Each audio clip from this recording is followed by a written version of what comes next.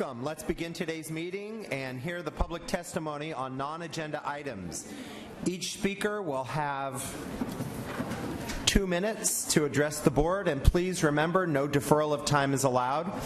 When you begin speaking, the green light will come on, a yellow light when you have 1 minute left, and when your time is up, the red light will appear and a bell will ring. Please finish your sentence when your time is up so that we may hear the comments of other speakers as well.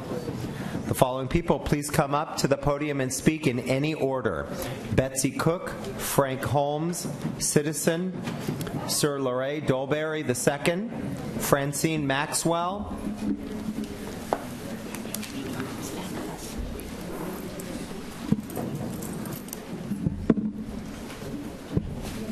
Good afternoon. My name is Betsy Cook. I'm the principal at Marston Middle School, and I have with me today Mr. Frank Holmes. He's a school coach for the Gear Up program, the California Gear Up program. Gear Up stands for Gaining Early Awareness and Readiness for Undergraduate Programs, and the Gear Up California Gear Up program is a member of a group of other partnerships that are part of the California Middle Grades Alliance. Marston Middle School, along with Taft Middle School and Montgomery Middle School, are recipients of a 5-year Gear Up grant that is focused on professional development for teachers as it relates to creating a college-going culture where there's equitable access to high-quality instruction that prepares students for their life after high school, especially in a post-secondary institution. California Gear Up several weeks ago, I was asked if I would lend my name to a nomination of our superintendent and the Board of Education to receive recognition from the California Middle Grades Alliance. And that recognition is for leadership in providing policy, resources, and organizational support that fosters positive and productive middle grades learning environments, along with an enduring commitment to academic excellence and continued achievements at the district's middle schools. All of those things sounded very much to me like our 12 indicators of quality schools and Vision 2020, which is why I was proud to be one of the nominating folks for that event. The director of Gear Up, Shelley Davis of California Gear Up, was the other nominating person for this recognition. On February the 11th, it was announced that our district had indeed been selected for this recognition that would take place at the CMGA Annual Appreciation and Recognition Luncheon honoring school boards and superintendents on February 27th in Sacramento. And on February 27th, Martha Alvarez, our Director of Government Relations, and I, along with Frank Holmes and Vance Mills, attended that luncheon, and we're happy to accept these awards in your honor. So I have for you today programs from the event and lovely plaques to the Board of Trustees of San Diego Unified School District by the California Department of Education in partnership with the California Middle Grades Alliance for the things that I mentioned earlier. Thank you very much. Thank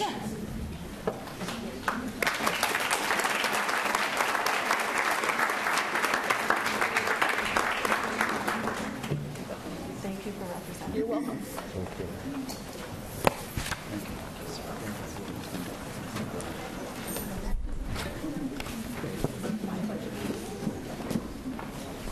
Before I leave, I'd like to ask one basic request.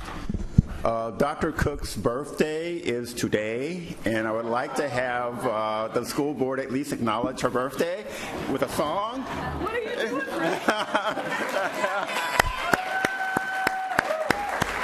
Happy birthday.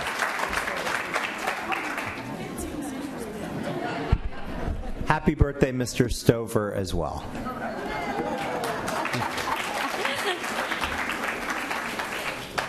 I'm here to speak about the safety of the children in San Diego Unified School District, specifically to the issue of educator misconduct. And as you are looking at this new contract, please include the law that says that all educators must follow the law.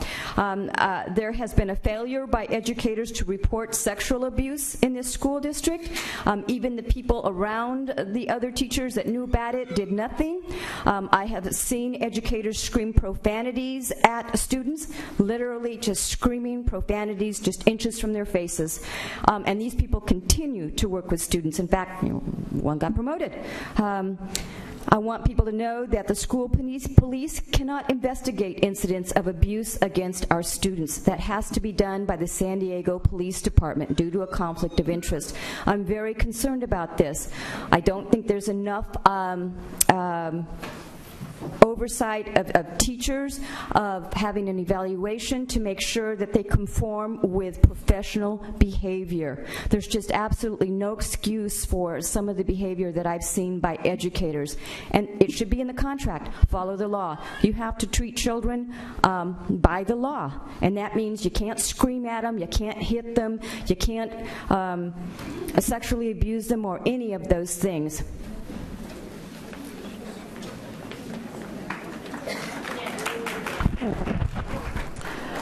Francine Maxwell. I'd like to speak about this, the lack of the supportive environment that Lincoln High School has been enduring. Since January 6th, we have been without our principal. We have had a litany of retired people come to our campus if they decide to show up, because retired people can only work so many hours. So our children have no one to look to because we're short-staffed. I have a problem with this board not asking their one employee for a timeline to close the achievement gap. She has sent mediation to Lincoln High School, and after a recent mediation, and I want to quote from a staff member, after they walked out of the mediation, the staff member said, "I can't believe our leadership team is still here. We thought that we would have been able to get rid of them a lot faster like we did the other ones," end quote. So to show this board that sending mediation to Lincoln was a plus, it wasn't. It's still the same climate, because you have our superintendent and her staff talking to people that are cancerous at Lincoln High School late at night on Thursday, and they come to school on Friday and they infect the children. Right now, the red shirts, the white shirts, they're infiltrating our children to get them to come once again and do something different. So I ask you to take a real hard look and ask your one employee, what is your plan to change the climate at Lincoln High School? What does the timetable look like? Because to close the achievement gap, we need all soldiers on the ground that want to assist the school in moving forward to close the achievement gap. We don't need people that want to continue to push their own ideas, their own agenda that does not coincide with the current leadership plan, and we need just a little bit more support from central staff. I don't know too many schools that would be without since January 6th, but Lincoln has. And although we're going to be interviewing for VPs this Thursday, this too was also pushed back and blocked. So once again, please look at the climate control at Lincoln High School.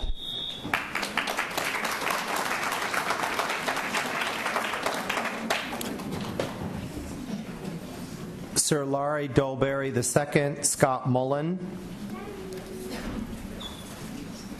Michelle Anderson, Lily Higman, Lance Wren, Linda Mayer, Sabrina Hanlon. Please come down and speak in any order at the podium. Thank you. Good evening. My name is Lily Higman, and I am the Mission Bay Cluster Committee Chair for this year. On behalf of the Mission Bay Cluster, I would like to thank the district for the recent opportunities for our stakeholders to give input into the San Diego Unified School District's Vision 2020 process. The Vision 2020 forum that was held at Mission Bay High School was well attended, and our community felt as though the district was really listening. We appreciate the outreach and look forward to working together to support our common goal of a quality school in every neighborhood. We have given you today a copy of our Mission Bay Cluster's Vision 2020 document, which shares with you our journey, our goals, the unique educational opportunities that our cluster offers, and most importantly, the critical support that is needed in order for our schools and our students to prosper. We have also included a document that demonstrates how special the International Baccalaureate program is within our cluster, and specifically at Mission Bay High School, because it reaches such a diverse population of students. We don't think that this part of the IB is fully understood, so we wanted to share with you that information as well. The Mission Bay Cluster is fully committed to working with the district to ensure that our students have access to instructional excellence, quality programming, and unlimited opportunities to flourish in the Mission Bay schools and beyond. Thank you very much. Thank you.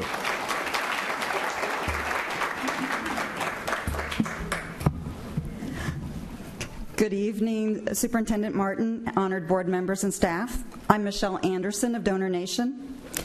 $1,000, $1,500, $2,500, $5,000. In-school performances by La Jolla Playhouse in 2015. Family memberships to New Children's Museum. Pairs of season tickets to La Jolla Playhouse. 3 months, 6 months, and 1 year of free groceries from Sprouts. Do I have your attention? I hope I do. Those are just some of the prizes that will be awarded to schools and their volunteers from San Diego County at the second annual Donor Nation School Volunteer of the Year Awards. For this district, however, that's 63 schools that are eligible. Marnie Foster, I salute you. 26 of those were from your sub-district.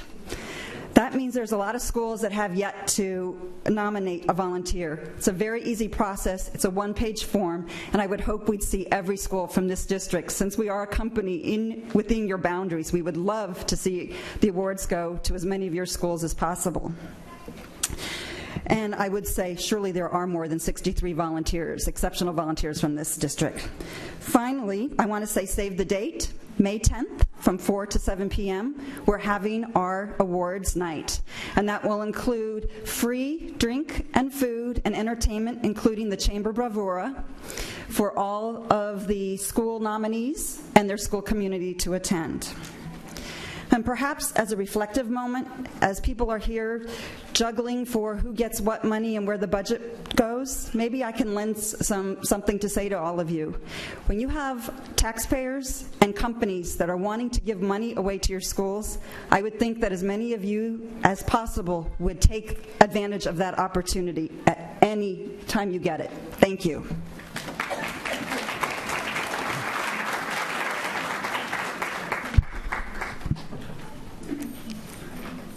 Good evening. Nice to see all of you again. It's been 2 weeks. I'm here representing 2,700 paraeducators. 200 of them are full-time, the rest are not. We're tired.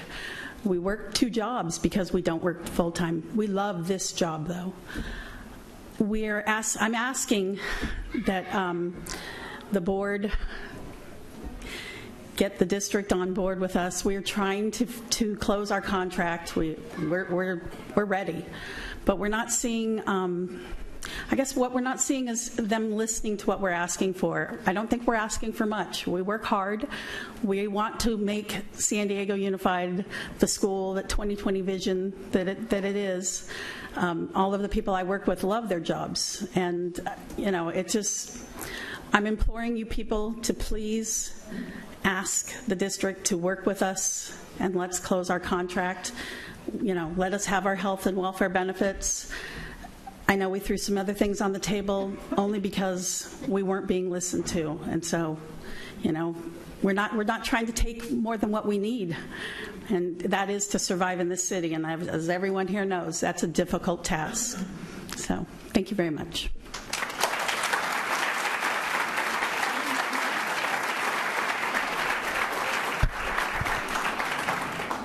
Hello, my name is Lance Wren, and I am the president of the OSS Chapter 724 for CSEA. After 14 hours last Thursday, we settled our portion of the contract. And I thank you and I thank the negotiating team and my negotiating team for the hard work that went into that. But health benefits are still on the table. The district's current health and welfare proposal would cause a devastating impact to all workers in the district. Workers have given up, or have had a low salary schedule to be able to, Workers, given the low salary schedule that we have today, would not be able to buy up in order to keep the current health plan offerings. If the district has a desire to recruit and retain quality employees, that's the incentive. The incentive is the health plan that we have today. We have lower salaries. We've maintained those salaries. We have given up salary increases to maintain the health benefits that we currently have. We're just asking to keep them. Thank you very much.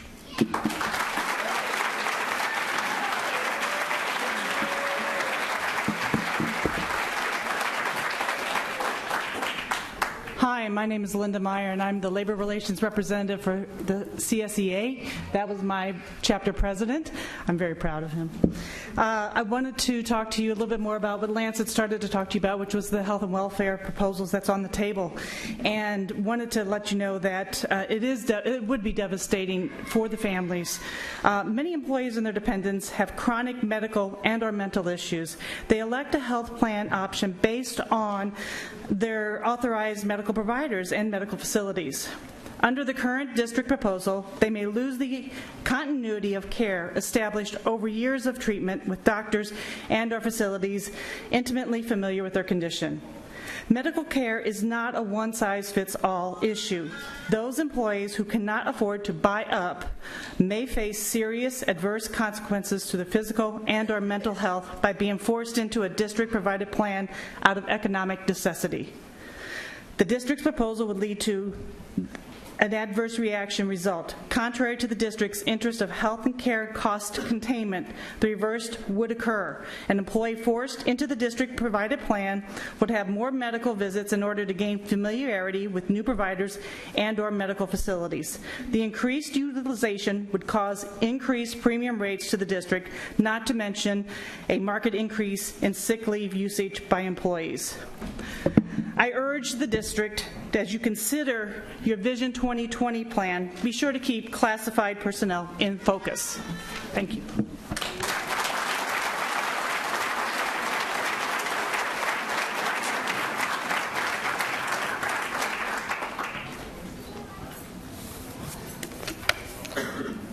It seems that would conclude all the speakers for non-agenda public comment.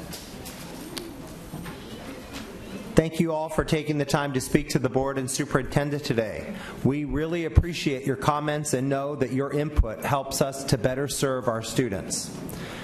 At this time, please rise for the Pledge of Allegiance. Presented the Army JROTC Color Guard from Crawford High School will now present the colors. Right, left, left, left, right, left, right.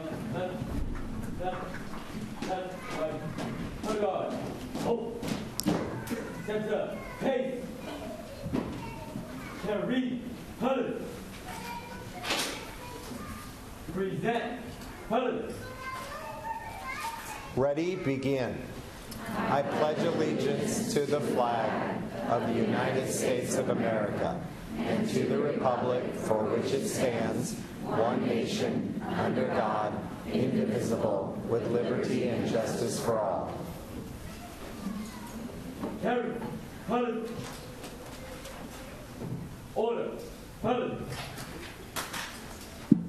Right. Pace. Forward. March. Left. Left. Left. Right. Right. Right. Left. Left. Left. Right. Thank you.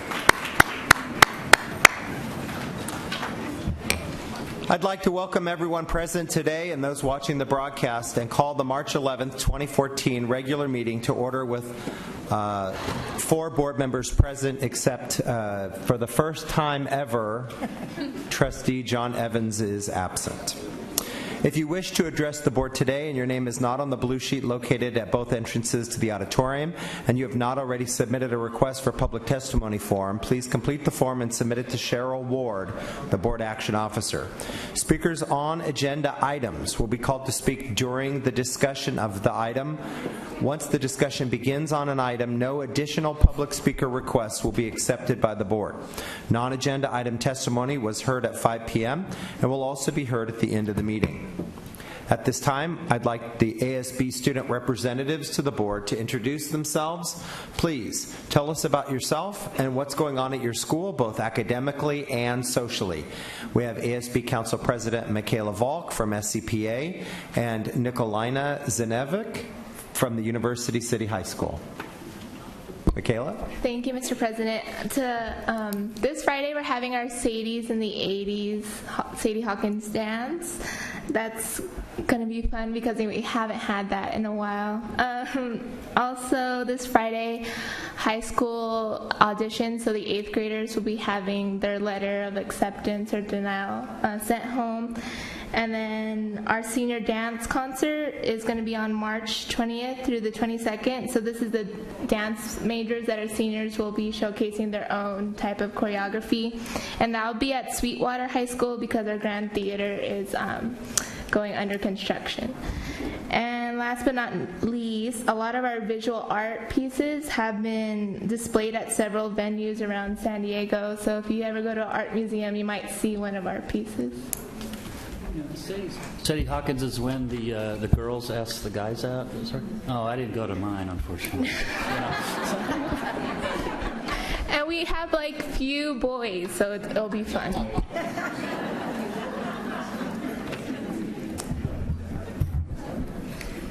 Good evening. My name is Nikolina Zanevic. I'm the ASB president at University City High School.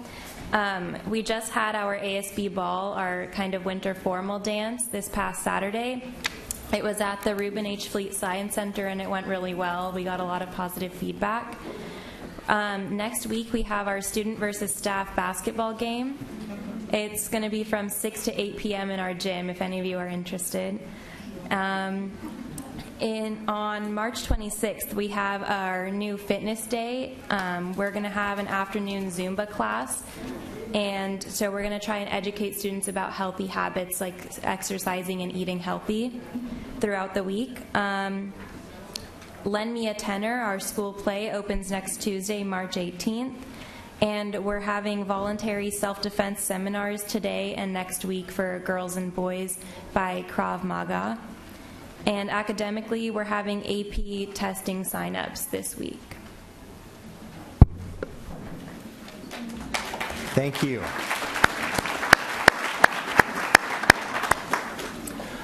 Next, we have a student presentation from Scripps Ranch High School. Grace Keene.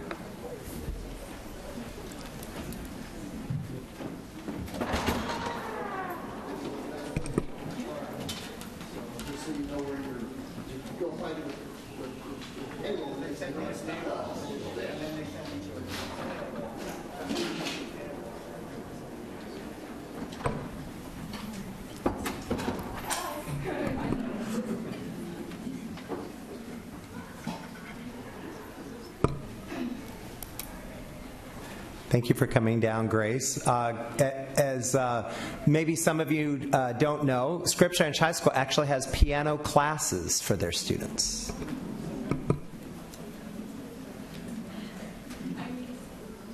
I'm going to be playing Pumpkin de la Fête. Sorry about my pronunciation there. By Jan Tiersen.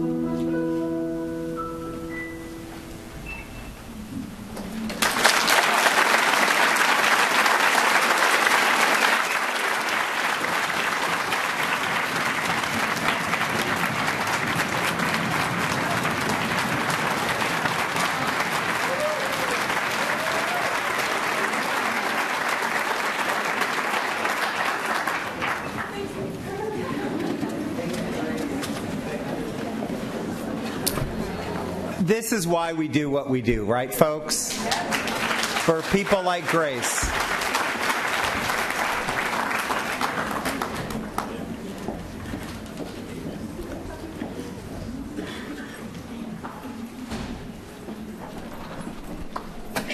Thank you again. One more time for Grace Keene, Scripps Ranch High School.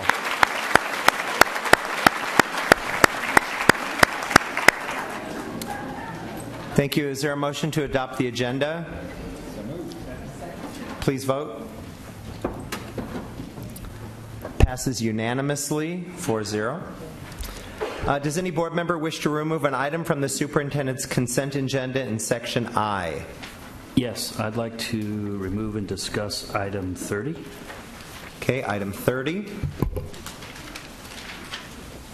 I'd like to remove and discuss item 31. And I believe we have speakers on that item as well.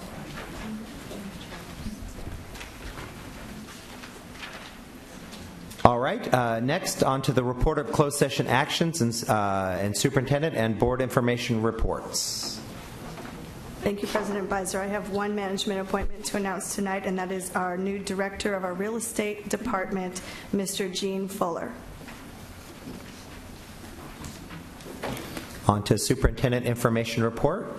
Thank you, President Beiser. I have a slideshow, and tonight I'm looking at our Vision 2020 indicators in action, and to continue to bring photos to what is actually happening across the district as we implement Vision 2020 and putting it in action. We've just concluded the 5 forums in each of your sub-districts, and so I have some pictures from those, but in those sub-districts, as we hold our forums and talk about Vision 2020, people are learning about Vision 2020, some of them for the first time, and this was adopted in 2009, but now the conversation has gone beyond just here in this boardroom, but out into our clusters and into our communities, and people that hadn't heard of it have heard of it and are implementing it and can talk about what's working in our implementation of Vision 2020, what we can improve upon, and how we can work together. And so the indicators are the 12 quality school indicators. When we talk about what makes a quality neighborhood school, we've identified our indicators on the back of here, and in my superintendent's report I try to focus on the indicators in action. So first we have quality leadership and teaching.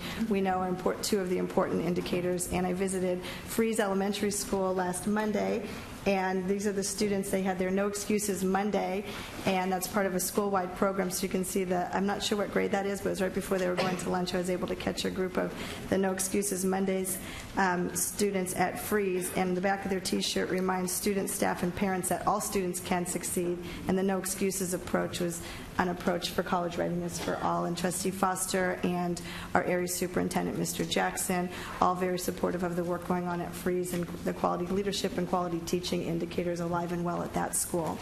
And then part of what I do also is spend a lot of time in the schools. Been to about 65 of our schools and over 200 classrooms celebrating the quality teaching and the quality leadership. Recently I was at Edison Elementary and the Edison family rules. I couldn't help but take a picture. This was on the principal's desk, and of course I see dream big, be grateful, be happy, try new things, be thankful, and the leadership of Mr. Derek Murchison at Edison Elementary is very clear on his door when you go into his office.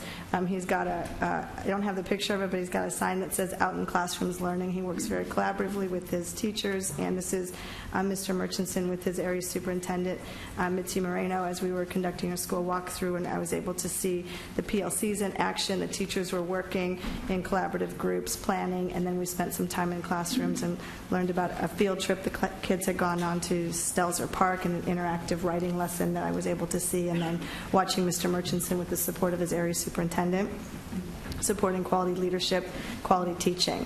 Another effort around quality leadership is that what we support in Vision 2020. Last Sunday, we actually there's this slide first, Trustee Marnie Foster, along with several of our principals, were recognized by Assembly Member Shirley Weber, 79th District, and what you see here is Principal Fabiola Bagula, Bethune K. Principal Felicia Singleton Daniel, and Zamorano Principal Carol King were recognized as leaders in education along with Marnie Foster, and that was last Sunday. So to see our leaders being recognized in the community by Assemblywoman Weber was an honor, so we're recognizing you. So we call out, we know that to have quality neighborhood schools, leadership is important, and leadership is not just about a principal. Teachers are leaders, our board members are leaders, we're leaders among leaders, and we're leaders in our community, and our voices to go beyond the school walls, how we lead each other and how we represent in our community the important voice of education throughout San Diego. I was very proud to see the recognition. Another indicators are well-maintained facilities, and I had the opportunity when we had the Vision 2020 Forum at Patrick Henry. The building supervisor at Patrick Henry always liked to recognize the valuable contribution of our classified employees, and I got to meet Gerald. He was so excited with this Vision 2020 Forum in Mr. Beiser's district was on a Saturday, and so he was very gracious having the forum. There was a cold, rainy Saturday, and Gerald was able to have the environment feel warm and inviting and welcoming, and I was so happy to meet him. He's 15 years with the district, 4 years at Henry High School, and getting to meet him on that Vision 2020 Forum was an honor for me. And he was very sweet. He wanted to get a picture with me, and I said, I want a picture with you because I want to recognize what you do. So it's one of Gerald Smith from Henry High School, custodian. Going with our Vision 2020 indicator of safe and well-maintained environments and his contribution to that school. Another part of Vision 2020 is parent and community engagement, and I do more than just go into schools. I actually run 5Ks, so was running the Finish Chelsea's Run 5K. I think that was 2 weeks ago, and that was in honor and memory of Chelsea King, and the run this year was greatly expanded through a partnership with Girl Scouts. Finish Chelsea's Run is now partnering with Girl Scouts of San Diego. I'm a longtime Girl Scout, believe in being active participant in our communities. When we say we need to be actively literate, contributing, participating members of society, participating in community events like this. In Girl Scouts, that was running down 6th Avenue. It was just a beautiful photo, but it was actually because of the girl. It's hard for me to point out, but Lauren is a student. I think she's a senior or sophomore at Patrick Henry High School, and she was one of Chelsea's ambassadors, and she was able to have assemblies at Patrick Henry High School the week before the run, promoting the run and promoting the values that we all learned through Chelsea King in her memory. And so Lauren is in that picture with the ambassadors that are helping to teach some of the lessons that we carry on in Chelsea's memory. So that was after the run with our ambassadors from San Diego Unified. Then we also participated, here I am with President Beiser, when we were recognizing the interim mayor, who was our interim mayor, Todd Gloria. We recognized him at the downtown library 2 weeks ago on Friday. And again, talking about community engagement and civic participation, working with our important partners, the elected officials in our city, to make sure that everybody in the city, not just inside of our district, but around our entire city, state, and nation, elected officials understand the importance and relevance of public education. So that kind of engagement of our board members and my voice to represent the work that we do as an organization beyond just the walls of our district.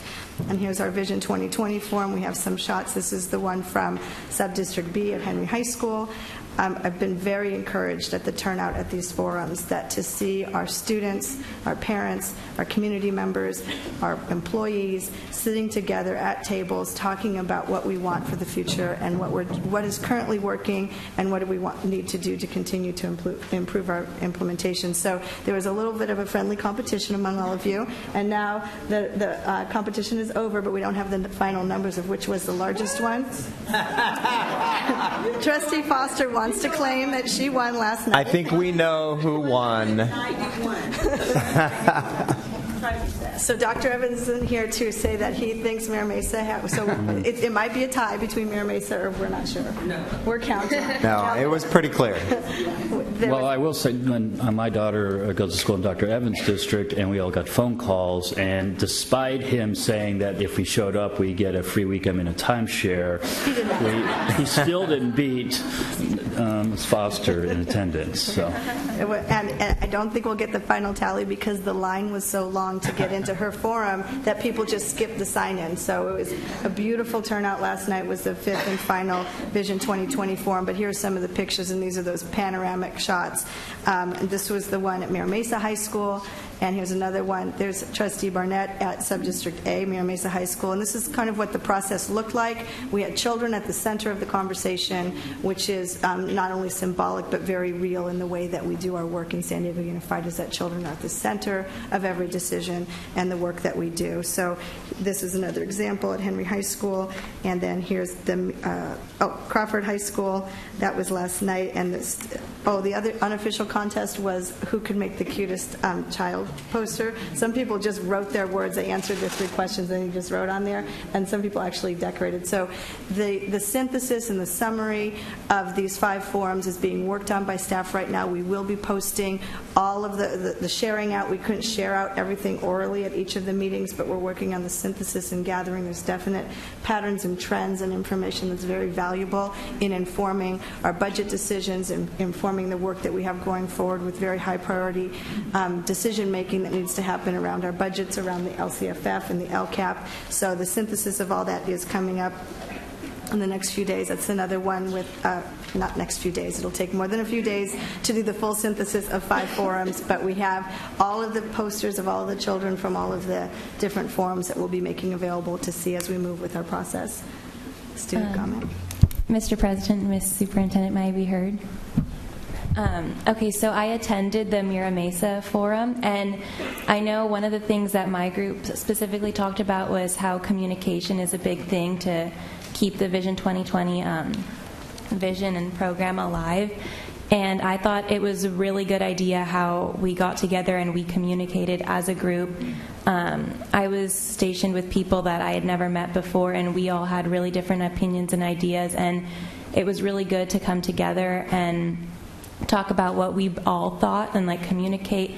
I was with parents, I was with administrators, so the big mix of different people communicating with one another was really helpful, and then sharing out. So I thought that was a really good step in getting people more informed about the Vision 2020.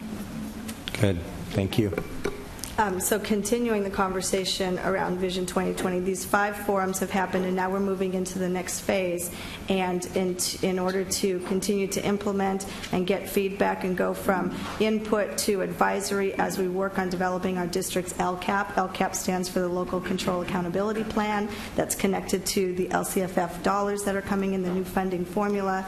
Going forward now, we're hosting a series of LCAP meetings that will be hosted in each of the high school clusters. So there was they're listed on the website at sandy.net/LCFF, and you can look up when your high school cluster meeting is. The sub-district meetings were several high school clusters together. Now each of our area superintendents will be hosting the cluster meetings to give even more focused and specific feedback input around our priorities moving forward over the next several years. We need to make sure we're clear as an entire city and district what are the key priorities that help us make decisions, not just next year when we begin to implement LCFF.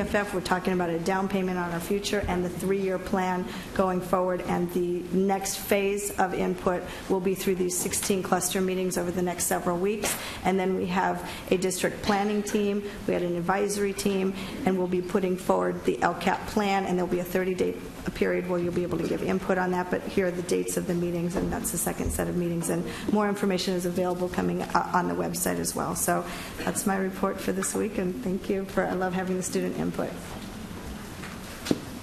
Thank you. Board information reports. Mr. Barnett. Trustee Barnett. I'll pass, Mr. President. Thank you. Trustee Barrera.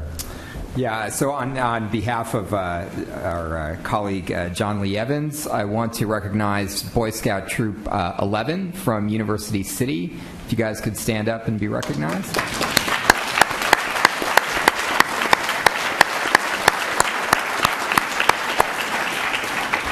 And these guys are actually earning a merit badge for sitting through our meeting tonight. So I'm sure Bill Freeman could tell you there's no badge that's been more earned than what you'll so welcome. And I also just wanted to thank 5th grader Brandon Cotto at Fay Elementary School, who was the ambassador for the Read Across America activities last week and took me around to a couple of classes to read to the kids, and was absolutely a great ambassador for the school, and he's going to be doing great things in his life. So remember that name, Brandon Cotto.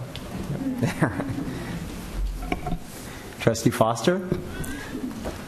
I just want to thank all of the stakeholders in District E that participated in the 2020 vision conversation about what kind of schools do we want. It was really something to behold, to have a packed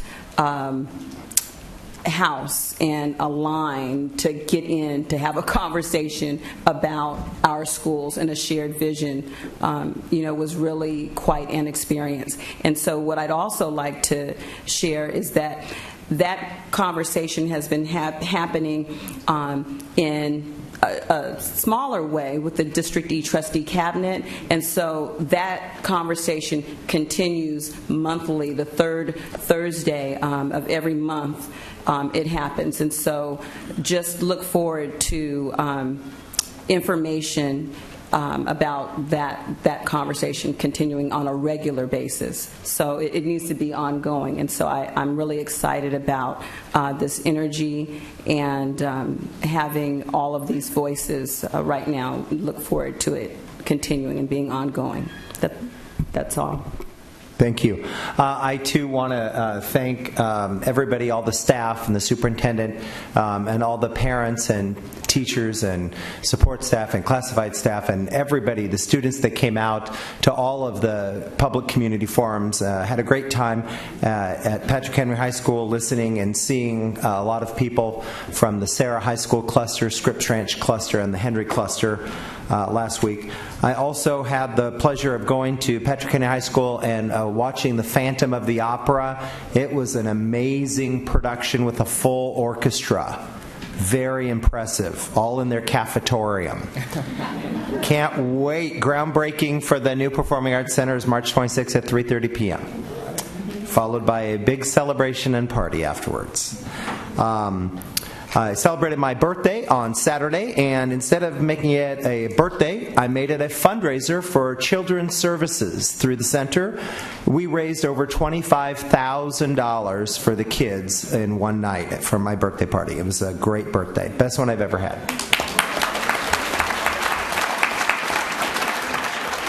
But to be completely honest, the highlight of my last week was when I got to take my nephew Ryan, who's a student at Benchley Weinberger Elementary School, out to see the Lego Movie. I highly recommend it.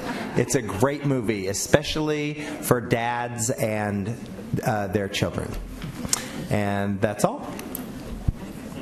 All right. Trustee Foster. I will be in so much trouble if I don't mention the fact that Morris's basketball team are the CIF champions. Woo-woo! After how many years? After decades. I mean, this is major. Anyway, dancing in the streets. Yes. Well, it's because you're the trustee now, right? Yeah. So that's... Yeah. On to student instructional matters. Item E1, Associated Student Body President's Report. President Michaela Volk.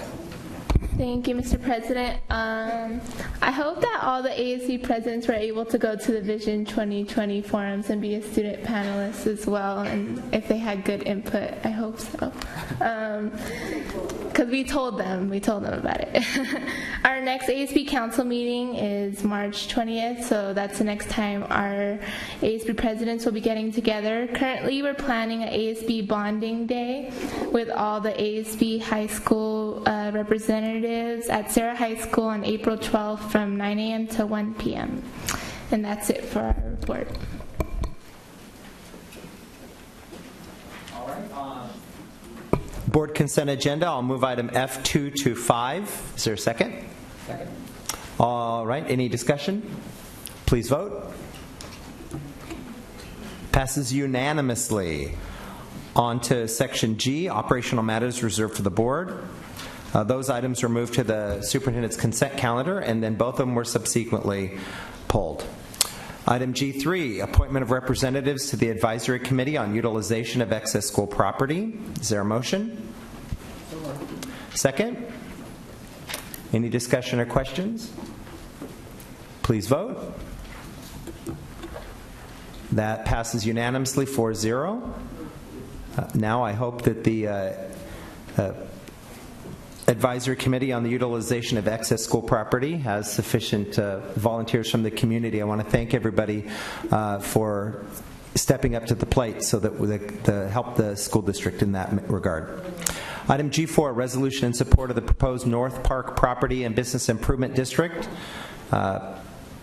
Trustee Barrera, would you like to introduce it? And then I believe we have a couple public speakers. Sure. Thank you, President Beiser. So, when we talk about the role of our schools in our communities, we remember that our schools are very much central to many neighborhoods, and I think about a year ago, this board approved our district becoming a full partner in the Barrio Logan maintenance assessment district that involved Perkins K-8. Tonight, we're bringing forward a proposal to be a full participant in a proposed maintenance assessment district in North Park that includes Jefferson Elementary School.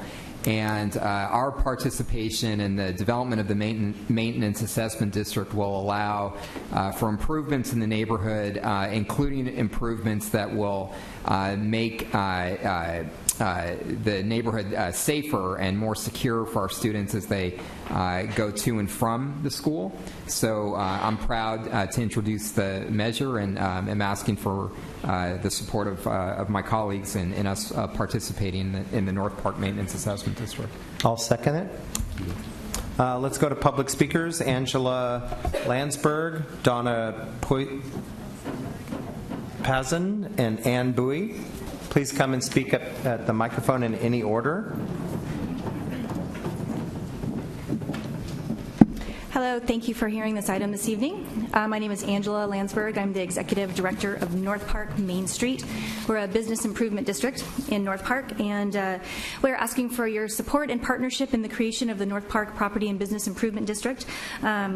Before my job as an Executive Director, I was an elementary school teacher for San Diego Unified for 12 years, and understand the importance of providing a clean, safe, maintained environment for our families, for the district schools. So I want to partner with San Diego Unified in creating that for Jefferson Elementary School.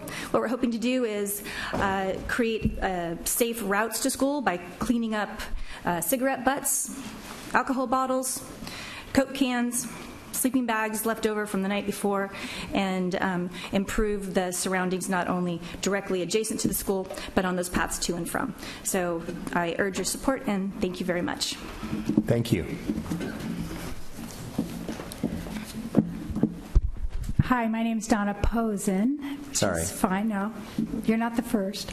And actually, I would like a merit badge and a free timeshare week if it's available.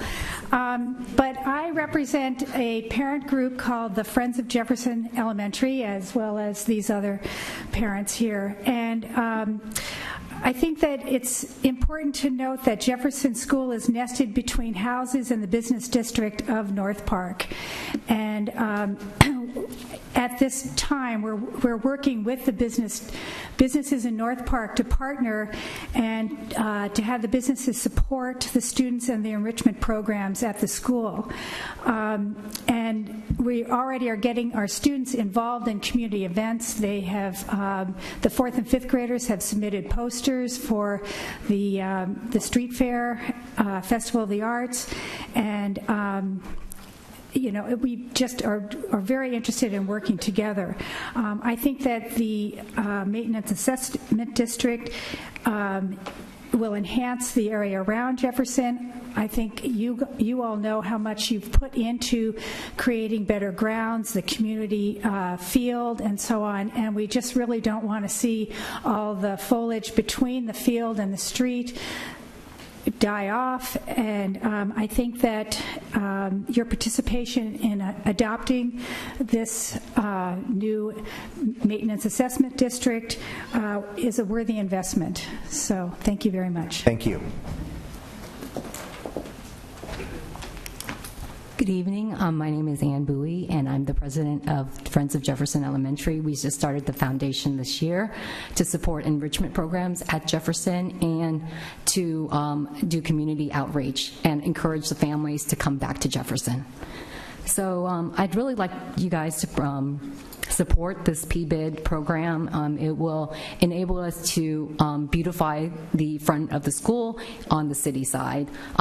We had our ribbon cutting ceremony on March 3rd to showcase the new front of the school, and there was a very good turnout from the community, and we just like to see that the kids have a safe route to school. And I like to echo what Angie said about picking up the beer bottles and cigarette butts on the path to school. I mean, we were out, before the ribbon cutting ceremony on Sunday in the rain, planting, doing some planting in the literacy garden, and just walking by the school, there was all these alcohol bottles.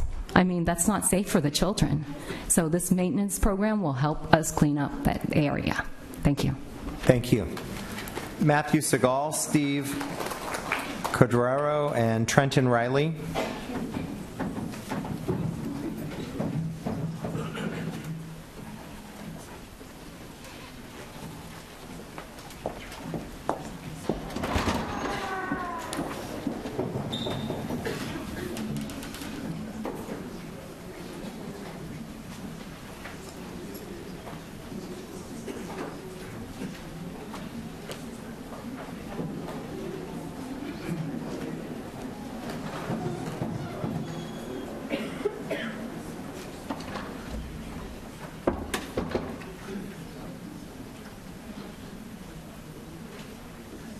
Looks like they are no-shows this evening. All right, on to, are there any board member comments or questions? All right, please vote. And that motion passes unanimously 4-0. On to item G5, initial proposal from San Diego Education Association, SDEA, to bargain a successor agreement for 2014. Superintendent Martin. Thank you, President Beiser. This is the initial proposal from SDEA, as you just said, to bargain the successor agreement for 2014. And I want to acknowledge and thank the teachers here tonight as they sunshine their proposal. We'll be preparing our proposal to sunshine back on April 8th, but I want to recognize the teachers who are here tonight as they sunshine the proposal for the successor agreement. Okay, we have some speakers on this. Citizen, Scott Mullen, Michelle Sanchez, Christina Boyd, Donna Pilkington, Adam Goldstein, Jared Enyart, and Lindsay Birmingham. Please come forward and speak in any order. So I'm looking at the contract that was proposed by SDEA. And I want to point out that the current contract has automatic step and column raises for teachers, 17. So they have 17 automatic raises. There are very few teachers that actually will not get a raise this year. They're getting raises. Also, we've lost 5,000 students in the last 4 years, but there has not been a commensurate reduction of employees with that. So we have about 600 excess teachers just laying around. And there's a lack of understanding. There's a lack of understanding of what it means to be a public servant. I'm reading a proposal that says they want to grieve verbal and written reprimands. So they don't want to be accountable for their behavior. And that has actually endangered and victimized our kids for years in the future. That's a really, really poor proposal from educators to say that they can be free to do whatever it is and they can grieve everything. If you know what the grievance process is, it's expensive and time consuming, and it's just a way to get away with what they want to do when they're yelling at kids. So I suggest that we have an effective evaluation system for teachers that hold them accountable for teaching instead of just keeping them here year after year after year, whether they teach well, whether they're kind to kids or not. We need to have an effective evaluation teacher evaluation, and and remove teachers who don't belong in the teaching profession. That's just not happening. And we need to create another tier and remove retired members out of the active members' health benefits. That would decrease the cost for the school district and maybe free up some money to look at doing some other things for employees with that. It's something that they have to consider because the retirement for teachers right now is severely underfunded, and it's going to be a big problem. But mainly, there need to be effective evaluations to hold teachers accountable for doing a good job and for following the laws.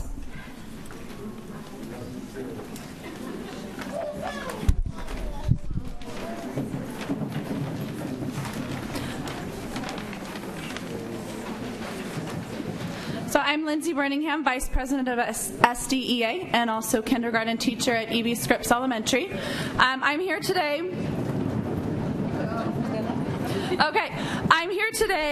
with our SDA bargaining team on behalf of the 7,000 members, some of which that are here, educators of SDEA, to present to you our initial bargaining proposal. This proposal is more than just a piece of paper and is not just from our bargaining team. Over the past 5 months, we have spoken to thousands of educators in over 150 bargaining input sessions across the district. We stand united behind this proposal. Our SDA members are proud and excited because this bargaining campaign is an opportunity to do more than just bargain our next contract. Our proposal is reasonable, right, and will rebuild our schools. Through these negotiations, we as 7,000 educators are taking the lead in rebuilding our schools after years of budget cuts that have hurt our students. With the increase in school funding, now is the time to bring back the education our students deserve. We call on Superintendent Martin, the school board, and the district's bargaining team to do the right thing for our kids and our classrooms. Join us in the fight for 5 and settle a fair contract as quickly as possible. Some members from our SDA bargaining commission, our bargaining team, and SDA board will be introducing some of the specific elements of our contract proposal with the fight for 5. Thank you.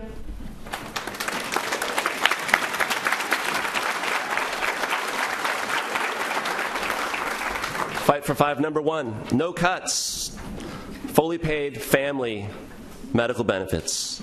I just learned walking in this evening that roughly 1/3 of our educators are eligible for retirement. That means something like in the next half decade, we're going to see hundreds of people retiring. We owe it to our neighborhoods, our neighbors, our families, and our children to retain and attract and hire the best and the brightest. I believe as San Diego County's 5th largest employer, you have a duty to set a precedent. I believe as the county's largest school district, you have a chance to lead. As far as salaries are concerned, we're in the back of the pack. We have so far to go. To be honest, I'm a bit embarrassed. This is the only facet of my teaching career where I ask for mediocrity. We're asking for the county median, above the county median. Right now we lead in the back. We're following. As a teacher, and as teachers, we believe in our students. We value and respect them. We invest in them. After a drought of resources and salary sacrifices, show me that you believe in me. Show me you value me. Invest in me. Thank you.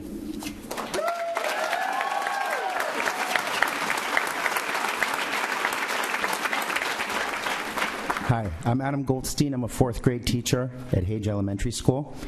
One of our priorities is we want to have lower class sizes across the board. Every parent and educator knows that low class sizes create the best learning environment for kids. But crowded classrooms and increasing class sizes are hurting our kids. Lowering class sizes for all of our classroom means our students get the attention that they need to learn. Now, as I told you, I'm a 4th grade teacher, and at my school, I can tell you this year, all of our classrooms have been negatively impacted. We've seen more kids jammed into our classrooms, and this year we've lost 4 great teachers from our school, Mr. Lapp, Mrs. Martin, Mrs. Wilkerson, and Mrs. O'Shea. And those teachers should be at our school teaching our kids at Hage. And we expect you to set class size limits that make sense. Thank you.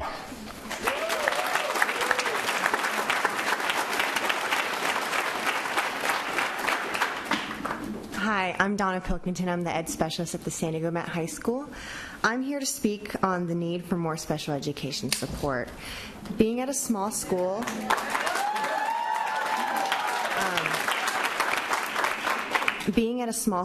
I have 24 students with mild to moderate disabilities on my caseload, and I have aid support to distribute in all academic classes for grades 9 through 12.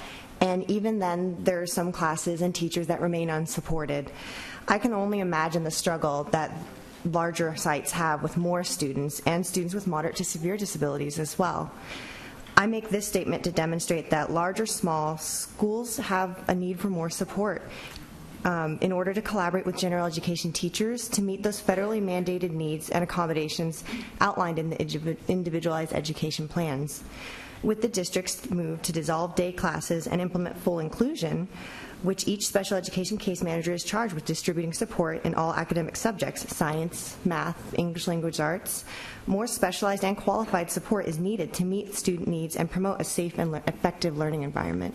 Thank you.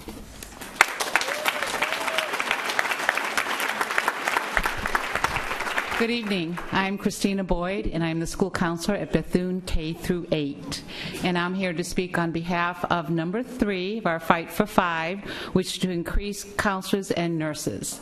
Counselors and nurses are integral in keeping our students in quality neighborhood schools.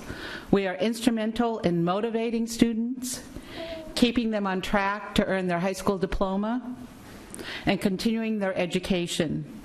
In the past, our students have received bare bones support services. We want to rebuild and increase services by reducing counselor, nurse caseloads to provide effective services. Many students have health issues that can be managed at school by adequate nursing staff.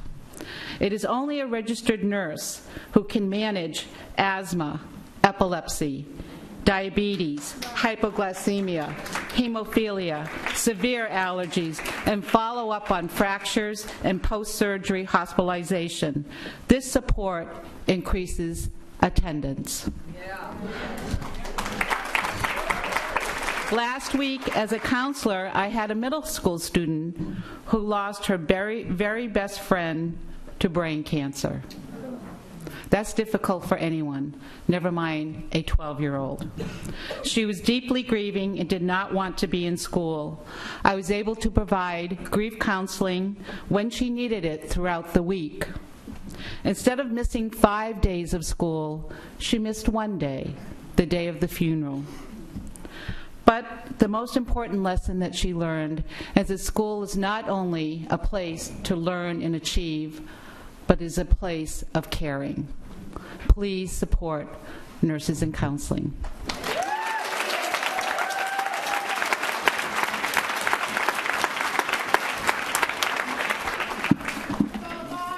Good afternoon. My name is Mark Capitelli. I'm a second grade teacher at Crown Point Junior Music Academy.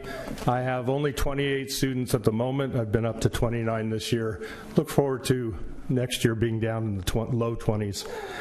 Board members, Superintendent Martin, colleagues, parents, and most of all, our students, our children. I'm here to speak about expanding the enrichment program in our elementary schools. For half a decade, our kids have taken it on the chin, service after service, cut or eliminated, music cut, art cut, PE cut. The most needy of our society, our children, the most vulnerable in our schools, our students, get knocked around. When the economy tanks, our kids face the most severe consequences. Our schools should not be forced to choose between the arts, music, physical education, or other specialties that have fallen by the wayside in these hard economic times. The money's coming back now. Let's give back to our kids. Let's build a program for each school that includes arts to broaden their minds, music to build their discipline and appreciation, and physical education to help them build strong and healthy bodies. This school board has the ability to empower our kids with a well-rounded education. By expanding the enrichment program, you also provide an opportunity for your educators to learn, plan, and implement for the Common Core standards. This is a win-win-win situation. Our kids win with a better education. Your educators win by having time to collaborate and implement Common Core. The school board wins in the public eye by doing something great for your students. Pay it forward. Do something great for our students. Thank you.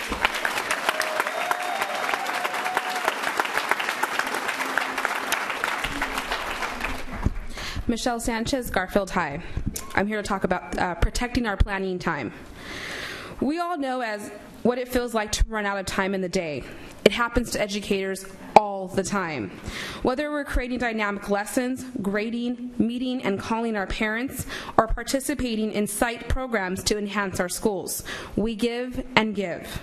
And our plates can become too full. I know where I work there are many hats I must wear, so it's important that I'm given the time to plan so that my students, my kids, remain my #1 priority and I can do my best teaching. When our plates are too full, that means less time for planning, parent communication, and teacher collaboration. In our goal to create quality community schools in every neighborhood, to give our students the best, we must protect the planning time for educators so we can do our best teaching for our students. To be able to give our kids the best education possible, teachers need time vertically and horizontally to ensure consistent education across grades and subject matters. We also need time for individual lesson planning and time for meaningful communication with our parents. When teachers have the time to work and plan together, kids are the real winners.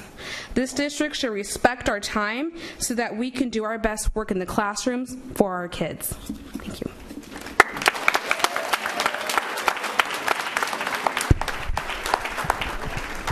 Good afternoon, Superintendent Martin, trustees, overworked staff, and concerned community members. I'm here not to incite anger and division. We have had enough of that. I'm here to appeal to your sense of goodness. All across the United States, San Diego included, we have suffered through an era that will be known someday as the reign of error in public education. It has been a truly gloomy period for children, parents, educators, administrators, and support staff. What our association is proposing in our 5 for 5 campaign can be seen as a bright path away from the demonization and minimization of public school educators that has taken place over the past 15 years.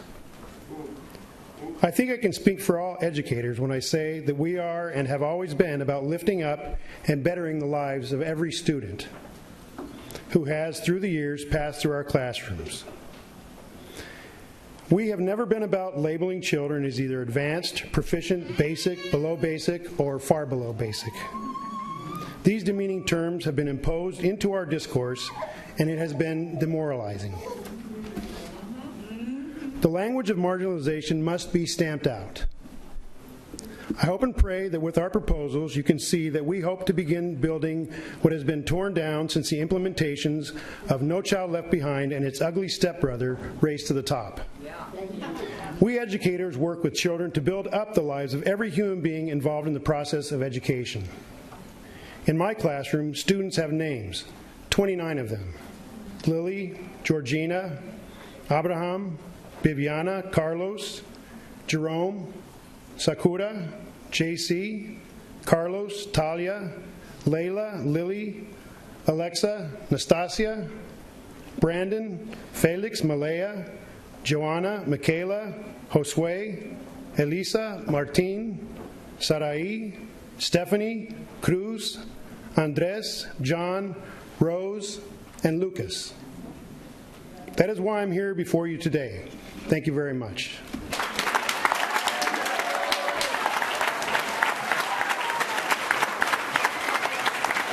Shane Parmalee.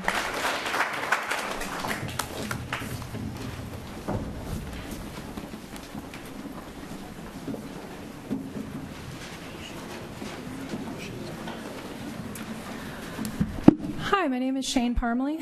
I'm here as a teacher, a parent, a PTA president, a rank and file union member, and as the candidate for the SDA presidency that I'm guessing that none of you in front of you, none of you actually want me to win. No matter which of those hats I'm wearing, the same thing is true. Enough is enough. It's time for you to put the classrooms first, especially now that Prop 30 is passed. We in the trenches have been bailing you out with our paychecks for the last 4 years. And in the past year and a half, we've watched you give major raises to almost everyone but us. Cindy Martin got a 7% raise. School police got a 7% raise. Classified got a 7% raise. Administrators got 5%. And our union got 2%. I think you guys should get more in the next contract. Yeah, absolutely. After only giving the teachers 2, SDA 2, then you turned around and created a ton of new ed center positions while simultaneously packing 35-year-olds into kindergarten classrooms. So where are your priorities? So I want you to hear this loud and clear. We're not begging for scraps this time. We're demanding that what's right for our families, our classrooms, and our kids. We're not going to roll over. We're fighting for as long as it takes to get the fair contract that we and our students deserve. Thank you.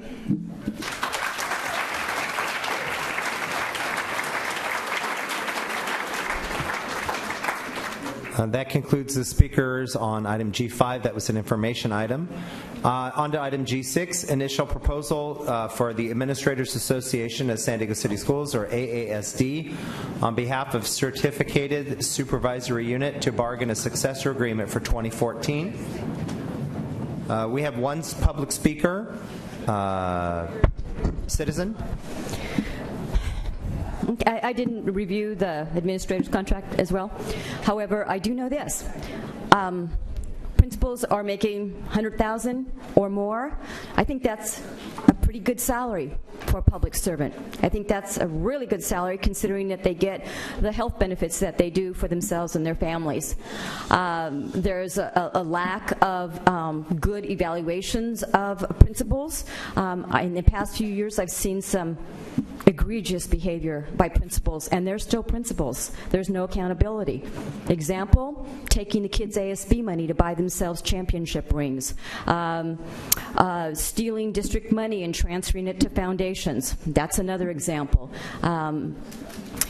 Signing overtime slips for time that was never worked, turning in sloppy Saturday school documents with 000 and then putting at the bottom what they're entitled to receive when everything else says 000. Until administrators follow the law, until they start behaving like professionals, until they understand that the ASB money doesn't belong to them as a slush fund, until they start behaving in a professional manner and we can trust them to take care of our kids, they don't deserve a raise. There needs to be an evaluation system before you start giving out more money to people that already make lots of money for public servants. Lots of money. Superintendent Cindy Martin. This item is similar to the one previously. It's our Administrators Association sunshining their proposal, their initial proposal, and we'll be having ours in return to sunshine on April 8th as well. Thank you. Thank you. On to Section 8H. District operations. We're going to have a presentation on items H1 through H4. Superintendent Cindy Martin. Thank you, President Beiser. I'd like to invite up our CFO, Jenny Salkel, to work with me on this presentation. This is our second interim financial report for 13-14, an update from the first interim that we gave earlier this year, and I'm going to have Ms. Salkel go over our second interim report. Thank you for joining us up here.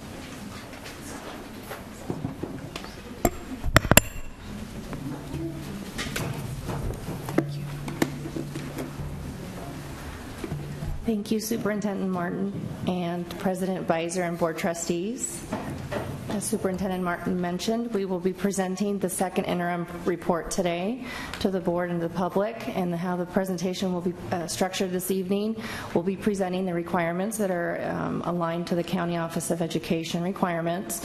We'll also be focusing on our current year projected budget, as well as our multi-year overview, and then closing it with next steps as we progress towards budget development in June. The second interim report is an educational code requirement that we must comply with the County Office of Education, and what it reflects is our district budget status as of January 31st, 2014, and also it reflects our year-to-date expenditures through the month of January 31st, along with any encumbrances or any related projections. What we've noted here on this particular slide is the parameters that in essence kind of fundamentally shaped how we presented our update for 13-14, such as one key component is our LCFF, or local control funding formula. One area that I'll address in subsequent slides that we're closely working with our Office of Accountability is our survey card collection.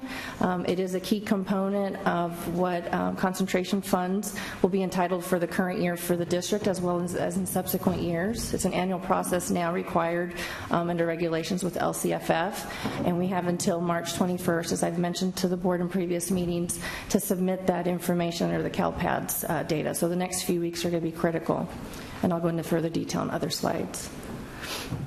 And what does qualified mean? The financial status has been in place since the second interim of 2012-13. What it demonstrates is that our current structural imbalance for the subsequent out years and reflective of a balanced budget for the current year. So what we've worked with the county in essence is calling this a sustainable qualified based on where we're at now with the financial assumptions that we know. And what that means, the implications related to a qualified status, is that we must report a third interim to the board in May, which is a further update through activity through the month of April 30th. So we'll be presenting that on May 11th to the board. The County Office of Ed is also required to review any bargaining agreements because of that status, and also the work that we do regarding short-term loans or any type of lending, such as our tax revenue anticipation notes. We also have to take to the county for approval, which we'll be doing that in the May-June time frame. And we bring that to the board in June. What this slide demonstrates here is a snapshot of our current 13-14 projected budget, very high level, indicating the revenues and expenditures and our required reserves that we have to demonstrate. A bottom line, based on the information and all the assumptions we have at this point, there is a surplus for our current year of about a little over $1 million. The next two slides for 13-14, again, projections, just demonstrate the different assumptions that go into the revenues. This particular slide highlights the four key funding components for the district, and it's a comparison from first interim to second interim. And as you can see, not much change in terms of our projections, other than some assumption changes for local control funding formula. The next slide is the expenditure component of our 13-14 projected budget. Again, kind of these are what we call the ins and outs of those transactions during the year, during the last few months. And this too is just another component of that calculation is the contributions from the general fund to the key restricted programs that we have. And again, just the change from first interim to second interim. This is just graphically demonstrating we took out a $220 million tax revenue anticipation note, which is our short-term loan for the district to fund throughout the year the timing of our tax receipts that we receive. And this just demonstrates our current cash position that we're projecting through January and then into the remainder of the year.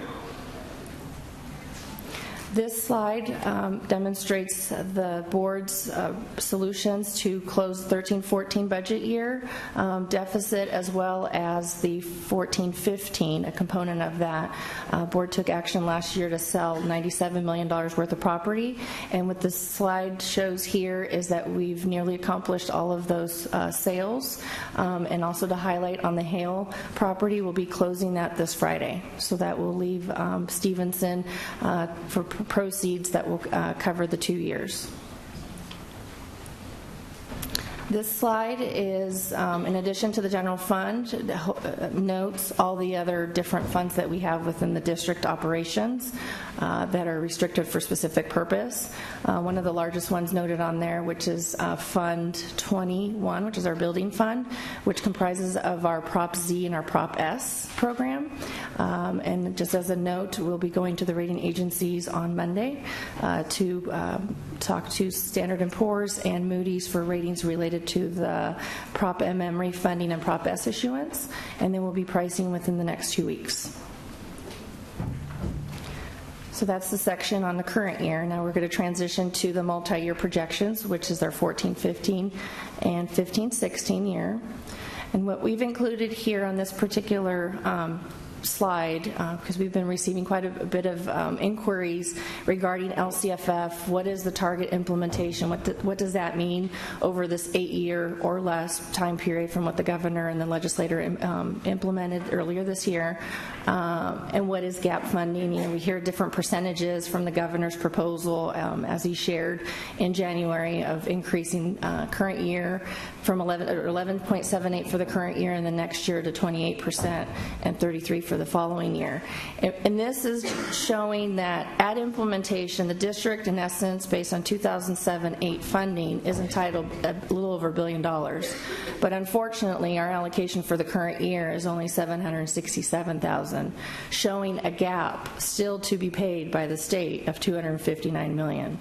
So it just shows over the course of this implementation period what the state is doing to close the gap. And then the next 2 slides show again the assumptions that were used for revenues. As noted on that previous, if I can go back to the previous slide, that LCFF target is subject to our ADA, again, so if there's declining enrollment, that's where the opportunity lies to bring some more revenues if we could, if that's not in the declining status. It's subject to that unduplicated percentage, as I mentioned, with the CalPADS information. That is, as an example, a component of that $1 billion entitlement or over implementation is our concentration funds, which, again, based on this data now, would reflect $34 million at the end of 8 years. That's why it's so critical, as we've talked to the board, is the LCFF survey form to get back from parents. And this is what's critical for our current year entitlement of 13-14, so that we capture this data, so we can maximize as much as we can percentage-wise, because these are dollars not collected, but yet the services we're going to provide to our students will be there. So. Mr. President, can you give me a kindergartner definition of what LCFF is? Or anybody on here? What is LCFF? Yeah, LCFF is a local control funding formula, and is what the governor has done is, instead of allocating resources based on certain metrics, has looked at other ways to fund public education. Instead of having so many categorical strings attached that, you know, here's some money and you have to spend it on gavels. Basically, it's just giving the school districts the money based on certain metrics, like how many kids that they have that live in poverty and how many foster kids there are, and then letting the school boards have the discretion to allocate those resources to the benefit of the students. But it's not just, here's a bunch of money, go spend it on whatever you want. There's things called for accountability, such as LCAP and other metrics that school districts can create so that they can demonstrate that they've used the money and that there's ways of showing that the money was well spent based on student outcomes. Does that help answer your question? Okay. Well said. So again, that's highlighting here the different variables. So leading into this slide, these are the assumptions that go into that calculation. As an example, our current ADA, and as demonstrated there, does indicate a decrease. Our COLA, those are numbers that align to the County Office of Ed and the requirements that they've issued in their guidance. And also the funding gap. That's what the Department of Finance, along with the governor's proposal in January, indicated what those funding gaps, as I referenced on the prior slide, those in that last column, that would be allocated in those particular percentages.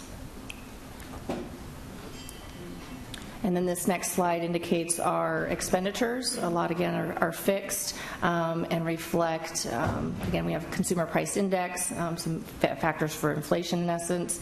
But one of the things I wanted to note on this particular slide is our restricted routine maintenance. It does have a significant increase from 14-15 to 15-16. That is because the flexibility that we've had for the last few years since 2008, where the contribution of 3% was not required in essence. So this is now having that restored to where it should be per that regulation expiring. And another thing to note here, again, similar to what we had with the 13-14 and some of the things to be cognizant of as potential risks, one that's in the forefront and is gaining some momentum, and what that impact will be to districts, we don't know yet. But we certainly have Martha Alvarez at the state level monitoring this very closely as it relates to STRS and PERS pension liabilities. There has been discussion, obviously, about the actuarial shortfalls that they have at the state level, and will they push some of those contributions to schools. And then also the related government accounting standards boards, GASB 68, where they're going to require some reporting onto our financials starting with next fiscal year. And so on this multi-year projection, you'll see what I mentioned earlier about 13-14, so the positive number of a little over $1 million based on our projections. And what we did is a different approach here for 14-15. We embedded, because it's typically the projections in essence, but now we've also embedded our budget solutions, which I'll show on a separate slide. So it is factored in there to show a balanced budget in the current year and also in 14-15. As you can see for 15-16, there is still a structural imbalance that would need to be addressed, but certainly there's some opportunities at the state level that we're hearing from the governor or from, again, Martha Alvarez, working on some mandated costs opportunities that may be reflected in the May revise. That would be one-time monies that would come to the district that would help the budget, and I can go into the next slide here. This again is just the multi-year projection for the restricted, which again balances there. And then this is just again another, in total we have to combine the unrestricted and restricted. And to that point, even though this is a snapshot, I'll walk the board through this piece here, but again, to finish my point about the monies at the state level, that there's some opportunities, because again, budget, it's a moving point in time information. We started with first interim, we came back to the board in January based on the proposal from the governor. Now we're here at second interim because now we have some actuals and some other new activity. We'll continue that path all the way through May revise, because there could be some opportunities with mandated costs. The district is owed about $71 million for that, and that's what the governor calls as a portion of the wall of debt. So if there is that opportunity, it certainly will be welcomed. And there's also, based on a recent controller report from the state level, the revenues that were projected for the month of February came in at $1 billion higher. So if this continues a trend, and as Department of Finance and the legislative analysts, everyone looks at this, perhaps again there's some opportunity of more allocation to the school districts come May, and again when the budget's adopted by the governor in June. So there is some optimism there. But what this slide shows, it takes kind of crosswalks from the time we were at first interim. We presented to the board there was a $49 million deficit for 14-15 based on those projections. We've just added the real estate surplus sale just to kind of get to a true deficit for the year, and that's 101. The next few lines just demonstrate those type of changes that occur from first interim to now. Those are those moving parts. It's information that we get that's more up to date, different discussions with county office of some elements such as the ROP, and it gets us to a new second interim revised deficit of $115 million, which we've reduced then with the real estate sales that I had indicated earlier, about the $97 million that the board took action for 2 budget years. So we've reduced that. We've reduced the LCFF monies that the state governor had noted in his January proposal based on that gap implementation percentage had increased, and it went from 16% to 28%. So again, welcome news, because that helps close that gap. LCAP. Strategic staffing, as the superintendent will share later, also includes a component of an early retirement program for our SDEA unit members. So there's a savings for that piece of it too, net of the annuity payments. And central office, as we had shared before, some of components related to deferred maintenance of contracts and special or student support services efficiencies. So it does, in order to balance, there is a component there with real estate sales that is much higher than what we shared in January. But again, that has been, we've been reviewing that with our real estate office and with the superintendent. The district does have 22 properties in excess to review. But again, as I mentioned earlier, with those mandated costs, reimbursements, and some other revenue opportunities, hopefully this will not be necessary come June. And then hence, oh, it doesn't come through here. Oh, okay, there we go. This slide is just re-emphasizing that the budget has a lot of moving pieces. So we could share this to you now, but this is best information that we have from all stakeholders. Key points to note here is, again, as I've mentioned, the may revise. That can change, contributions that we have to our restricted programs, and most importantly, our ending fund balance. How that will materialize helps into the next subsequent year. That's my brain on budget, I think. That's how we are in finance. And so I'll transition here to the next section to Superintendent Martin. Thank you, Ms. Salkel, for the presentation on our second interim. And I know we'll have some discussion, but I also want to make sure we're clear on the next steps and where we are at a point in time. It's really important to know that at the second interim, it is a point in time, and there's assumptions for revenues and expenditures at the first interim, and then again at the second interim, and at this point in time. Here's the timeline of where we are at this point and what we can expect going forward. And with LCFF, Michaela, thanks for asking for the kindergarten definition of LCFF. We want to make sure people understand, because it is a new funding formula and it's a new way that schools are financed and the ways we engage with our stakeholders to create a budget that's based on our priorities. So you'll see here our next steps in terms of where we've been, October through December, having the LCFF cluster workshops and input, communications to the principals. We had the budget books needing to go out to the school sites at that point in time with the assumptions that we currently had around in projected enrollment. We still have declining enrollment, so those budget books needed to be released based on an assumption of declining enrollment, as an example. Our school sites then engaged in their school site councils, in their site level conversations around their priorities to turn their budget books back in. And during that time, we were able to see the current reality and align the school site spending to the 8 state priority areas.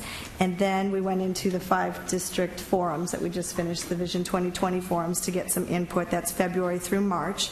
And now March through June, we're reviewing our budgets and our school priorities and our plans and our feedback for input on the LCAP.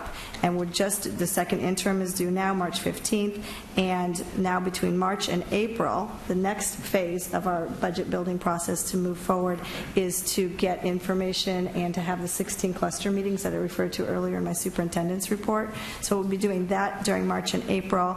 April 29th, we'll be presenting the status of the LCAP process to the board. And then we will, on May 13th, we need to see the third interim, and we'll be presenting that to you on May 13th, which will be another point in time. And by then, some of the things, that uncertainties and projections that Ms. Salkel just presented, we might know more information. Some of the things she just talked about in terms of where the governor might be in the mandated cost reimbursements and some of our advocacy around there, the $1 billion in excess revenue that we just found out for February, what's going to happen there. But we will have the third interim report on May 13th. Continuing the LCAP process in May, the DLAC and the DAC are going to be our advisory. There'll be a presentation for the draft LCAP, which will require, this is a statutory requirement to present to the board. We'll be bringing that to you in May.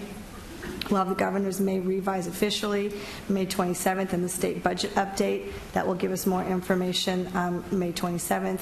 Then we'll be able to present the preliminary budget and the LCAP first reading to the board on June 10th.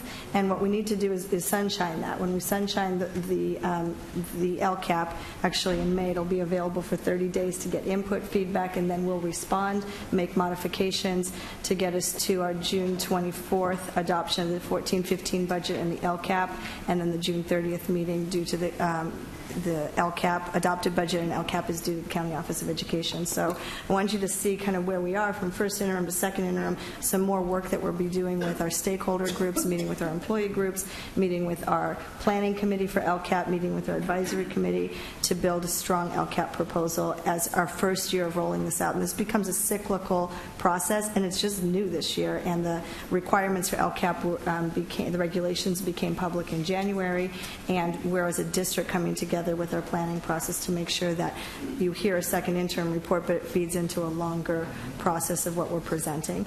I know at the first interim you saw that what I was presenting in terms of some of my proposals, one of the proposals to address our budget deficit, at that point in time I talked about strategic staffing, and we engaged our school communities in a process where we were looking at the staffing necessary for the next school year. We had our principals engage, our middle school and high school principals engage in building master schedules, so we had a better idea of the staffing that would be needed for next school year, opening the school year strongly with teachers in place, class sizes as best as we could in this year, and understanding the type of staffing that we needed. The proposal that I had at the first interim talked about strategic staffing. In the analysis that we did by having our principals turn in the budget books and the projected staffing building their master schedules, it was clear to us that by offering a SERP, the early retirement to our SDEA members, that was a strategy to implement what I was calling strategic staffing at the first interim. And that is part of tonight's proposal to you. What we're asking for approval on is moving forward around strategic staffing. We believe that we can see the need, that this will benefit us, and we'll be able to, and Ms. Salkeld was able to show the savings that was going to happen through our SERP and the number of SDEA employees that are eligible and that we will hope will take the SERP moving forward. So that's one of the strategic staffing solutions that we're recommending for approval tonight. So there's actually 4 actions. It's to approve the second interim report, and that Ms. Salkeld had some statutory things that she was required to present in the 13-14, 14-15. You've seen that presentation. Also to approve the qualified certification of our district at this point in time. We're also asking to adopt the resolution to approve PARS as the Public Agency Retirement Service Supplemental Early Retirement Plan for eligible SDA employees. You'll be asking for approval of that tonight, as well as ratifying and approving the MOU with SDEA regarding the SERP. So it's packaged as 4 items that they all kind of go together as our budget solutions, and at this point in time. Okay, we do have 2 public speakers, Citizen and Shane Parmalee. Mr. President, as the speakers come up, I'd like to move items H1 through H4. Okay, we have a motion on H1 through H4. Is there a second? Second. Okay, that motion has been moved and seconded. Citizen, Shane Parmalee. Seems that there are no shows. All right, any comments or questions by board members? I have a question or two. Can you put up the projected structural deficits for the next, projecting out the next 3 years or 2 years? Now that's my brain on budget. Yeah, thank you. So, given all the input that we received from the public tonight on proposed changes to the labor contracts, I just want to confirm now the proposed deficits for next year and the following year, structural deficits, not cash deficits, that will be filled with a variety of techniques and methods, at least for next year, as the superintendent's laid out. That assumes status quo in our currently agreed to labor contracts. Is that correct? go back to a previous 2 slides. Keep in mind that there are, with some contracts that expire as of June 30th, there are some restorations effective 14/15. So yes, status quo in that regard. So already negotiated, agreed to sign. Those are all agreed to. Contracts, and which include restorations and the maintenance, at least currently in healthcare, with no change to the current healthcare. Even with the status quo, we are projecting these shortfalls. Correct. So, and the shortfalls for each year, can you read those again? Oh, cool. For next year? Well, for 14/15, what we did, I mentioned a hybrid approach. It's $62 million, and then $67 million for 15/16. So, any of the issues that were raised tonight as far as increasing salaries beyond that or any other expenditures would cost more money, so we would either have to find more one-time revenue solutions, or we'd have to cut in other areas, or it would increase the deficits that are projected. As options, correct. And again, also as another note, it would require, because we're in a qualified status, would require County Office of Education approval of those agreements. Because I think it's important for everyone to understand, notwithstanding the public support for the tax increases and the improvement in the economy and new revenues coming to the district, we're more than spending those. So any additional expenditures above that, we would either have to make cuts or increase more one-time expenditures at this point. Right. Obviously, this is a snapshot today, and understand that. I will spare my colleagues in reiterating the concerns that I've raised in the previous 3 budgets at this point in the second interim, understanding that it is a second interim and that there will be changes. But basically, our approach, where we've significantly increased expenditures and using one-time revenues to pay for them. But I understand that we'll have a May revise and some other changes, and there are parts of this proposal which I think are very positive, assuming the SERP does come through, and that will definitely save the money for the district as well. So without delineating all specific concerns, I will support the items before us with the understanding that we're going to review the budget again after the May revise, and then of course the final budget, and then the third interim as well. So thank you very much.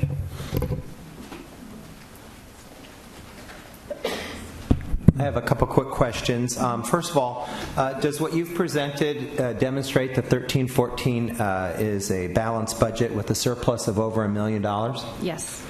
Second question, based on the projections reflected in and the solutions highlighted on page 23, are you proposing a 14-15 balanced budget?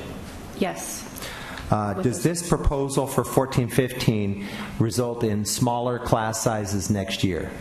We sustain the class sizes at the 29 lower performing schools at 24:1, and plus all other school or K3 are reduced to 25.5 from the 27 that they were Thank you. current year. Does this restore any funding for music or visual and performing arts programs? There's a component of that for maintenance of instruments included in the 14-15 budget. Okay. And does this budget for 14-15 include opportunities to reopen all libraries in all schools in the school district at least once a week? As Superintendent Martin mentioned this in the January proposal, yes, it's 1 day a week at all schools, elementary, yes. Are there any teacher layoffs in the 14-15 budget proposal as outlined? No. No. All right, thank you. Those are my questions. And to clarify, this is the second interim report, not the budget. I presented the budget in January, and this is the second interim report. They're connected, but... Right, but as Trustee Barnett and I have learned in our brief 3 years on the school board, these reports are quick-drying cement. And so they tend to shape up pretty quick. And what we hear as the process goes on is a pretty good indicator of what the final budget may look like. Thank you. And you're absolutely right, Mr. President. The train starts in December and then picks up steam in March, and then it gets faster in May, and then it is maybe out of control or through in June. And while I think it's important to be totally frank with the public. While we have a balanced budget, we are balancing it with tens of millions of dollars of one-time revenue land sales. And so I think we can mince words, but we need to be honest with the public that we are doing it through those techniques and other one-time revenues. Duly noted. Are there any other trustee comments? All right, please vote. That motion carries unanimously 4-0. On to item H5, public hearing to ratify the adoption of resolution in the matter dedicated on easement and right-of-way to San Diego Gas and Electric on district-owned property, a portion of Hage Elementary School. Is there a motion? Second? Any comments or questions? Please vote. That motion carries, and it requires 4 votes, so it does carry. On to Section I, Superintendent's Consent Agenda. Mr. President, I'll move all items besides items I-30 and 31. Is there a second? Thank you. Please vote. That passes unanimously 4-0. Now we'd like to explore item I-30. Trustee Barnett, you pulled that item. Yeah, I just felt it was worth having a little discussion on this issue because, as noted in this charter renewal, the Learning Choice Academy, we will be authorizing locations outside of the district boundaries, out of our district boundaries. And the other sites would be, and this is on page 1 of the report, and staff could correct me if I'm wrong or there's updated information, that the other sites, 3 other sites, are La Mesa, Chula Vista, and Temecula. And then it also shows the student data for the Learning Academy where the students are coming. Now, obviously, we all understand that there are impacts of charters on the traditional school enrollments, and we have expressed some concern as a board in the past over some proposals by other districts to locate approved charters by other districts that are located within our jurisdiction that we have no say over, no authority, no control, no input. So since we've had that discussion and I saw this issue, I think we should at least have a discussion whether or not this is something we want to continue, and whether it's, if we have our concerns from our district about that happening to us, shouldn't we at least publicly understand the impacts it could have on these other districts, La Mesa, Chula Vista, and Temecula, or whatever specific sub-units on there. So that's my concern with the renewal, and I'm grappling with it because of that issue. So I didn't know if any of my colleagues had any other thoughts or staff had any input on that.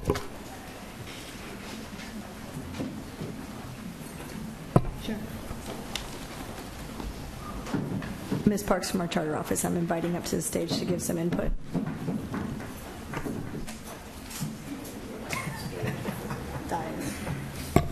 Good evening. The question about learning choice, and if I could just open mine.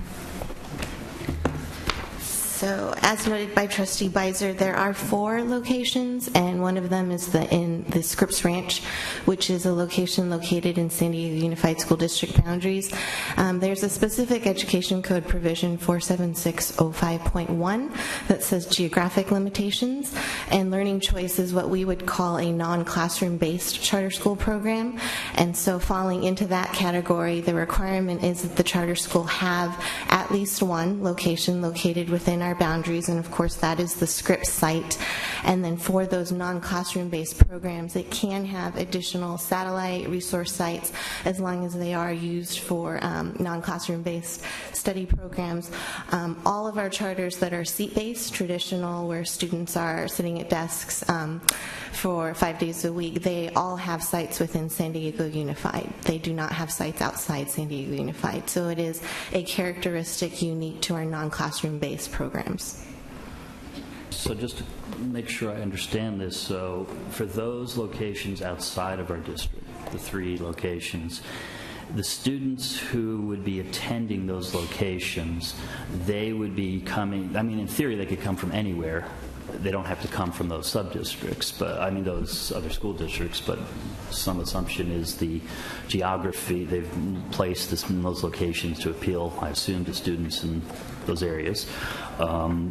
But so the students who would go to those other schools would be in what capacity in those other districts? If they're in other districts, they'd be, I mean, would they be regularly enrolled? Would they, for other districts who would attend the locations outside of our district? So if a student, whether San Diego Unified or not San Diego Unified, enrolled in a Learning Choice Academy site outside of Scripps Ranch, for example, La Mesa, they would be students of Learning Choice Academy with respect to their attendance, with respect to special education, and so forth. They are restricted in that no more than 50% have to come within San Diego County.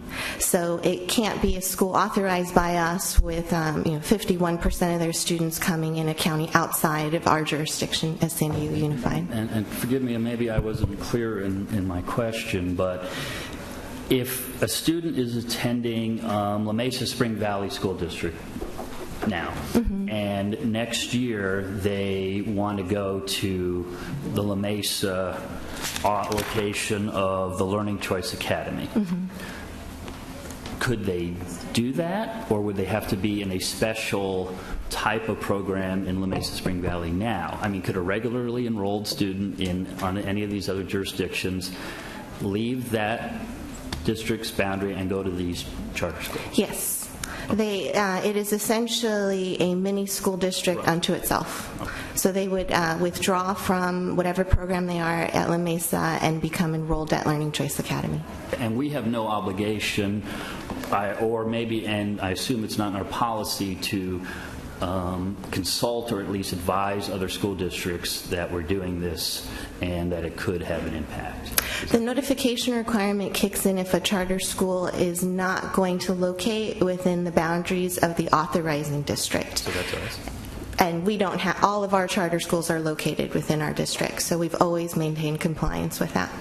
But do we have any obligation to notify these other school districts that we are going to have approve a charter that has satellites within their district? As long as they satisfy the more than 50% are within the county and that they are operating within our district. For the non-classroom base, there is not a notification requirement.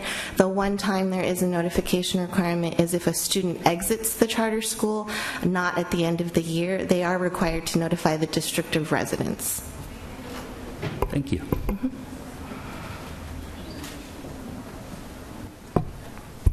Okay, so we still have item I-30. Is there a motion? Yeah. Second? I'll second the motion. Any additional comments or questions on the renewal? All right, please vote. That motion passes 3-1. On to item I-31, the matter of renewal of the Harriet Tubman Village Charter School. We have a number of public speakers. Let's go ahead and hear from public speakers first. Lydia Azinski and Janelle Ruley. Please come up to the podium and speak in any order. Whitney Carpenter, Clarissa, Amy Nimtz, Kim, Adrian Fox, Bill Freeman, Miles Durfee, Rachel Varga, Marianne Ali. Please come up and speak to the podium in any order, please.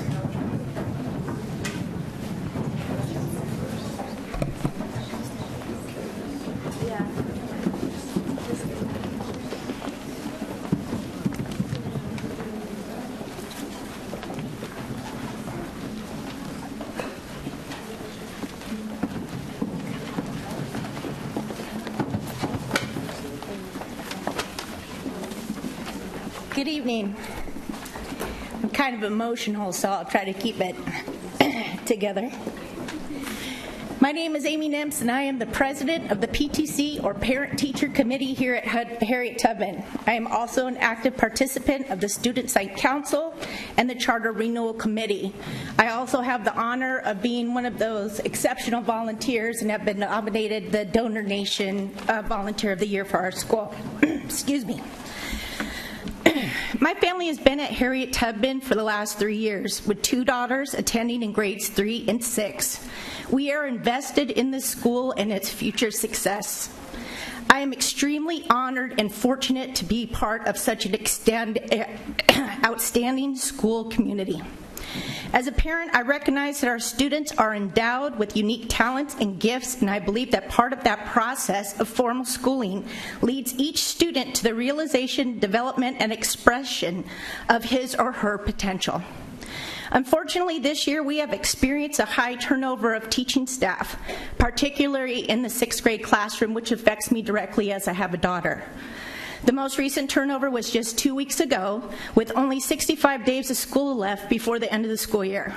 My concern is that this turnover affects my daughter's ability to realize her true potential. She has lost a role model and a teacher she was very connected with. This turnover is affecting the integrity of the charter, the morale of the staff in general, and the effectiveness of the teachers who teach our students. Such pressure and stress surely cannot be of benefit to the remaining teaching staff or to their ability to give their best to our children on a daily basis. I attempted to contact our Board of Governance to discuss my concerns and was met with resistance, lack of concern, and unapologetic apathy. I am of the opinion that our Board of Governance has lost its ability to be objective and to act in the best interests of our school. The teaching staff at Harriet Tubman is our greatest resource, and they must be supported and encouraged to thrive without fear of retribution. When we first came to Harriet Tubman, we were an extended family of students, teachers, parents, community members whose priority was strong instructional programs, a safe and caring environment, and a continual push for academic excellence in and for our children. Somewhere this year that was lost.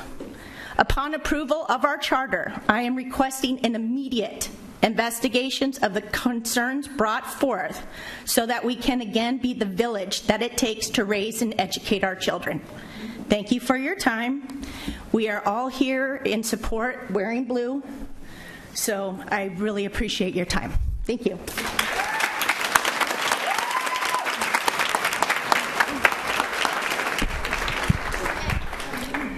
Good evening. My name is Whitney Carpenter, and I represent the teachers at Harriet Tubman Village Charter School.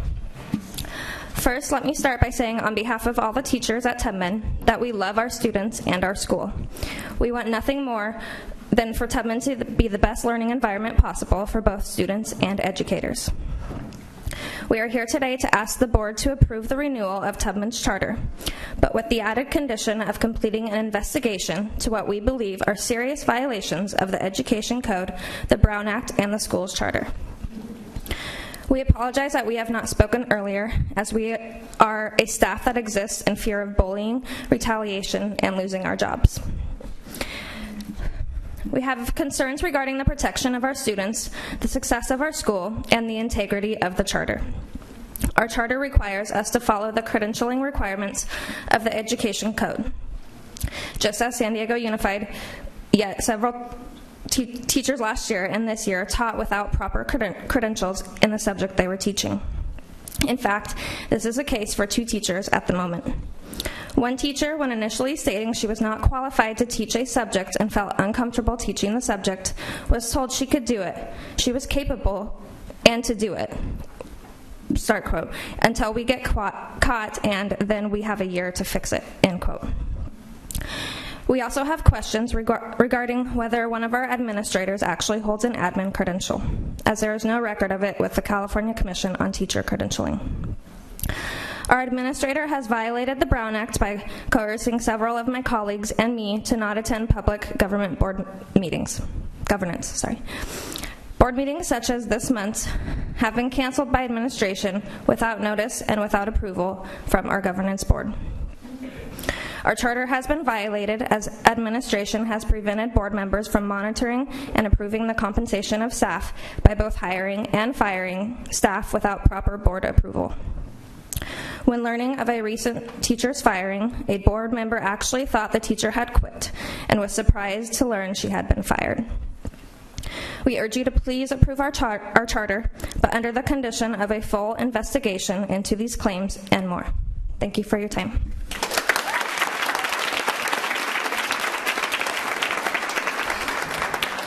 I'm nervous.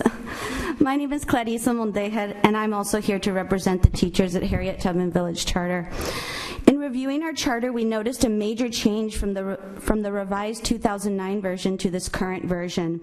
In 2009, a clause stating that the principal must hold the trait of compassion was included. This clause is no longer included, and I wish I could say why, but as far as we know, no teacher was involved in creating the charter. We wonder if the removal was in response to the 2011 continuing remedy period that was placed on our charter for a large number of violations. 3 specific clauses were directly tied to the mistreatment of staff and teachers, but this bullying has not stopped since 2011. I want to tell you the story of Sarah Jenkins. Sarah was a young, bright, caring, dedicated first-year teacher at Tubman.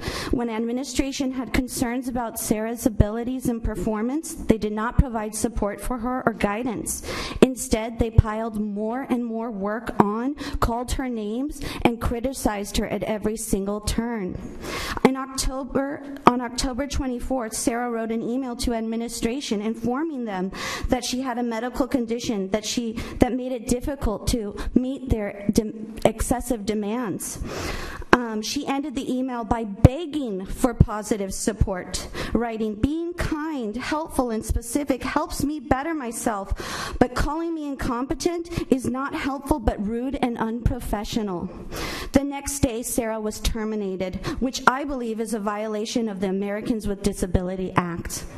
Sarah passed away 3 weeks ago from complications of stress-related seizures.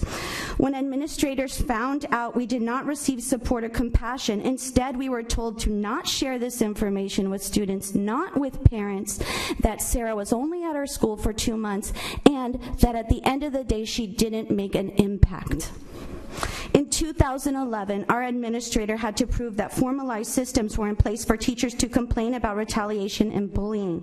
Also, a formalized system needed to be established where employee complaints could be processed. And lastly, an internalized system that showed a commitment to ensuring teachers have an effective process to address their concerns with mismanagement needed to be installed.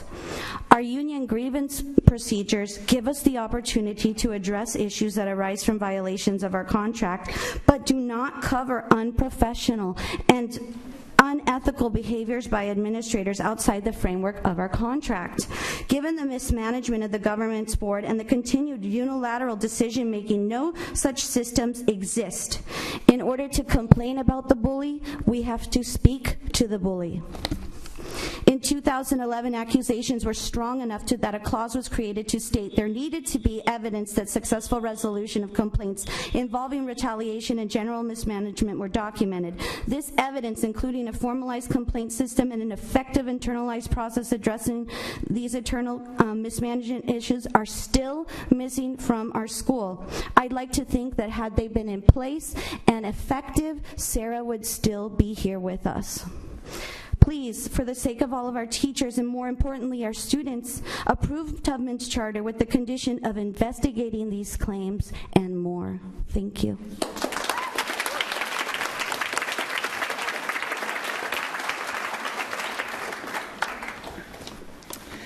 Hello, my name is Rachel Varga, and I am one of just 3 teachers who remain as teachers at Tubman from when we spoke out to you the last time our charter was up for renewal. We're here today because we love this school, we love our students, we want our school to succeed, and we want to see our charter renewed.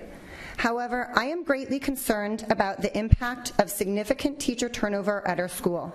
Our students, as well as any child, are in great need of stability in their education. This stability has not occurred at Tubman, as there is no effort on part of the administration to retain high-quality teachers. The facts speak loudly that staff stability for our students is not a priority at our campus.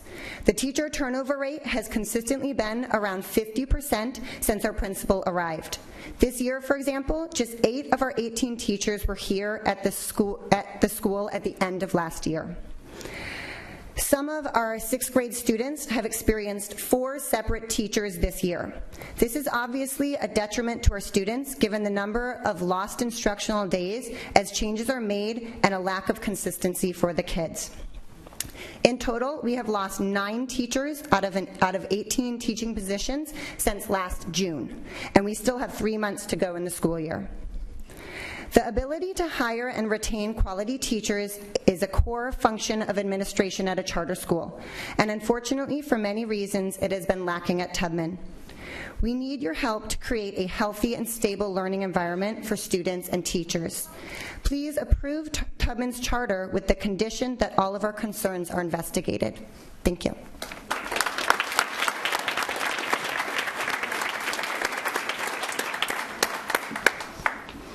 Hi, my name is Marian Ali, and I have four of my younger children attend Harriet Tubman Charter. As a parent of several children and auntie of even more, and I'm also representing my Somali community. We have several concerns. Our children are not being taught by a certified teacher because certified teachers are being fired, and a result of that quick change and replacement are taking place. Our children love their teachers and are saddened due to the fact of them getting used to them and then losing them quite suddenly. As a parent, we believe that the teachers are well qualified to teach due to seeing the progress our kids represented to us. For example, my daughter has changed her schedule 6 times this year and possibly might go through another schedule change by the end of this year. Our children also test well, but we feel as if they are being mistreated by the school administration system. Furthermore, the school has high population of English second language speakers. This means that we are learning English and need to consistency, and this does not happen at our school. While we want the charter to stay open, we worry that the leadership is incapable of leading in a fair, honesty, and professional manner. Thank you.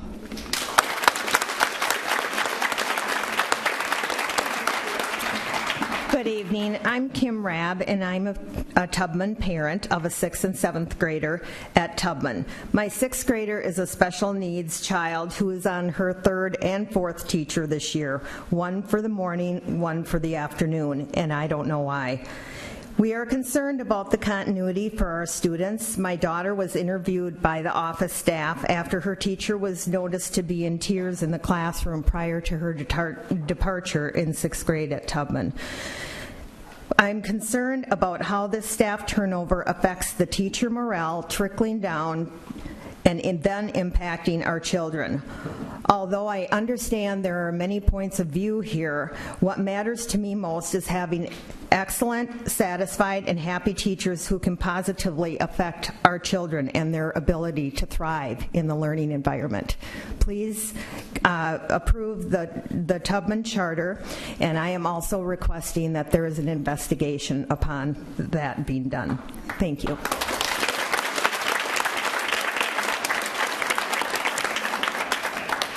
Good evening. My name is Adria Fox-Williams. I've been in the San Diego Unified for several years and relocated, and initially spoke to my mother, Dr. Shirley Peterson, who many of you might already know, about what school to send my children to. She immediately gave me a list of schools. I researched them, and she highly recommended Tubman because of their principal, because of her leadership and her willingness to support teachers that worked and supported the students. I do what my mom says. And my child, who last year was in a Spanish school and came to Tubman reading at kindergarten level, is now in the 2nd grade, almost reading at 2nd grade level. He skips to school every day. He smiles when he goes to school. I used to have to pull him out of the car to go to school last year. He is satisfied, and for me, that speaks volumes, and I know there are a lot of issues going on, but to bring it into a public forum is not the time when it hasn't even been addressed at the school level.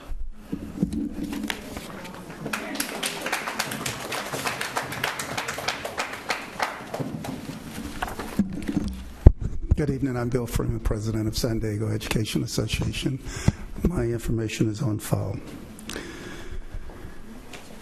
I'm very concerned about the situation at Tubman.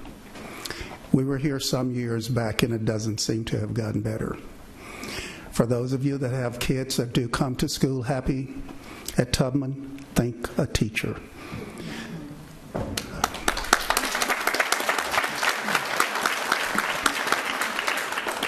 I would like to ask the school board to closely monitor the actions of Tubman Charter School. When teachers are told that they cannot go to a board meeting without first letting the administrator know, there's something wrong with that. When board members are told that teachers quit, when teachers are fired, there's something wrong with that. No one wants to see a good public school closed, but no one wants to see any worker bullied. Superintendent, your phrase, be kind, it's not happening at that school. It is not happening at that school. I wish you could have witnessed some of the speakers at the school board meeting a few years back. I wish you could have witnessed the principal.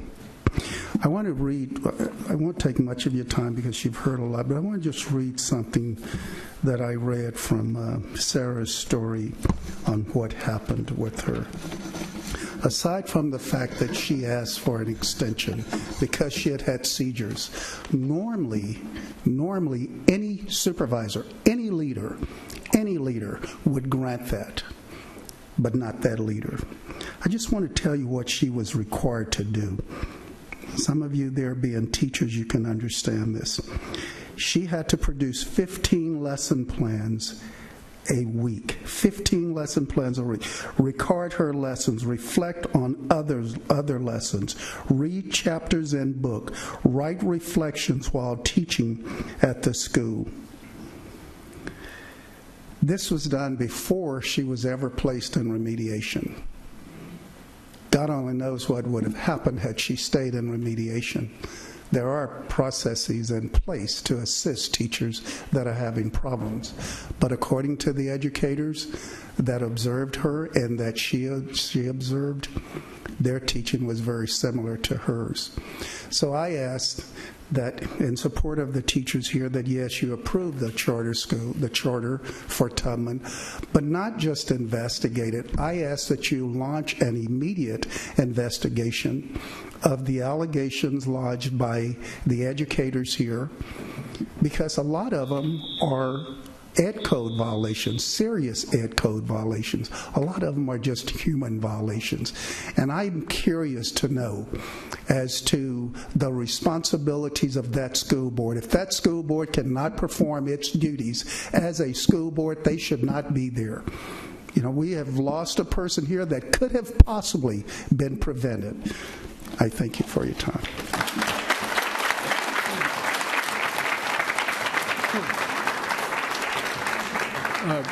Miles Durfee from the California Charter Schools Association.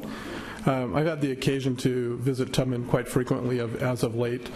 I wanted to point you back into looking at the results of the school and some of the positive things that are going on, and to, again, look at the growth in the test scores and look at the movement that is happening at the school for the students that are there. I also wanted to point out to you that, as you will recall, that every element or every charter school has a petition, and it has an element in it that talks about the process to raise concerns and bring forward complaints. To my knowledge, that has not occurred at this school, and they haven't gone, some of the things you're hearing tonight may have not gone through that process. So I would, again, move for you to, renew the school and make sure that, as your authorizing authority, that you have the school address the concerns and complaints that have been raised. I think it's unfortunate that those are coming to tonight.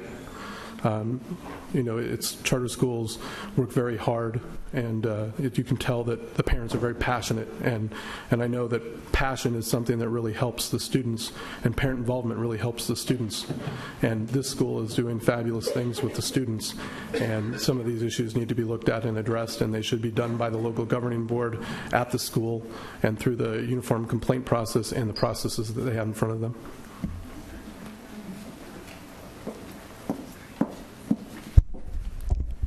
Good evening, President Beiser, board members, and superintendent. My name is Lydia Sinsky, and I'm the principal of Harriet Tubman Charter School. We are doing amazing things at Tubman. A few of the many measurable outcomes that we are very proud of are API of 840, similar schools rank of 10 out of 10, increased enrollment by 100 students this year, PI attendance rate of 97.75%. That means our kids are happy to come to school. A decrease in 75% in suspension rates because we implemented restorative practices. 2 weeks ago, we received a Best Community School Honorable Mention Award from the College Area Business District. We are a school for children. Every day I look into the eyes of the kids in front of me, and I understand why I don't have a minute to waste. We operate with a sense of urgency because we are adamant that our third graders will not become a statistic. The children we serve live in poverty, are second language learners, homeless, and often depressed. I cannot apologize for putting children first because that is what I signed up to do. Today is not for talk about one confidential personnel matter involving a Teach for America teacher. This is not the time or place for it. Tubman has a transparent uniform complaint process in addition to the teachers' collective bargaining agreement, which has a clear grievance process. I assure this board that Tubman's action has not violated the teacher's contract or any laws. On the contrary, action was necessary in order to protect the health and safety of our students. Through our partnership with NCUS, we are working hard and holding ourselves accountable for closing the achievement gap, and we are doing amazing things. Imagine how much more our little tiny charter school could accomplish if we weren't under constant and vicious attacks from SDEA. I would like to thank you for providing Tubman the opportunity to provide a high-quality education to our students and granting our charter's renewal. Thank you.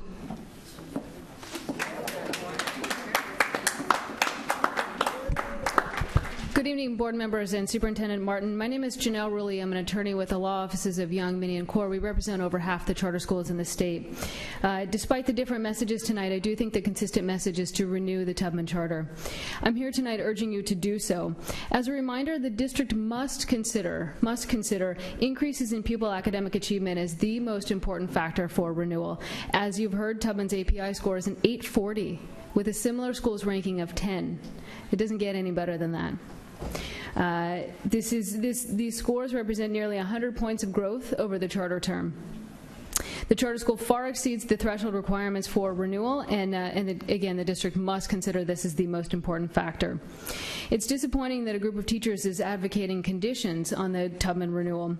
Despite the teachers' excellence in the classroom, they're inexplicably jeopardizing the charter.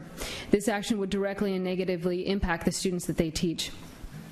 I can also affirm that Tubman followed its CBA to the letter. As you can understand and appreciate, employee matters are confidential and must be kept so. Tubman teachers have grievance procedures which they can use and actually know how to use. The remedy does not come from the district in this case.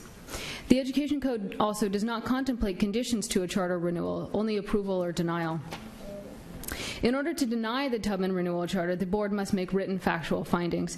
To our knowledge, no such written factual findings have been prepared, even for the board to adopt. As such, the only action the board can take tonight is to renew the charter. The Tubman Charter presents a sound educational program. The petitioners are demonstrably likely to successfully implement the program. The charter has all the required affirmations, and it also contains a reasonably comprehensive description of all of the required elements. Therefore, you must approve this renewal. Thank you.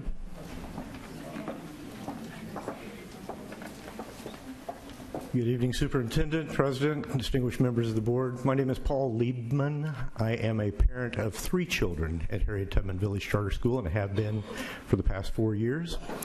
I'm also a governance board member at the school and have been for the past 3 years. And I can assure you the transparency of the board and the open door policy that we have at the board meetings is wide open. It's not selective and it's not prohibitive. I would encourage you to go ahead and approve the Tubman Charter. As a parent and as a board member, I welcome any inquiries. Thank you.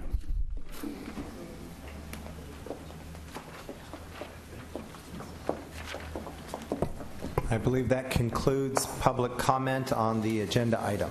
Mr. President, notwithstanding the counsel for the applicant's statement that we need to be potted plants and have no choice but to vote yes, maybe you could ask a couple of questions.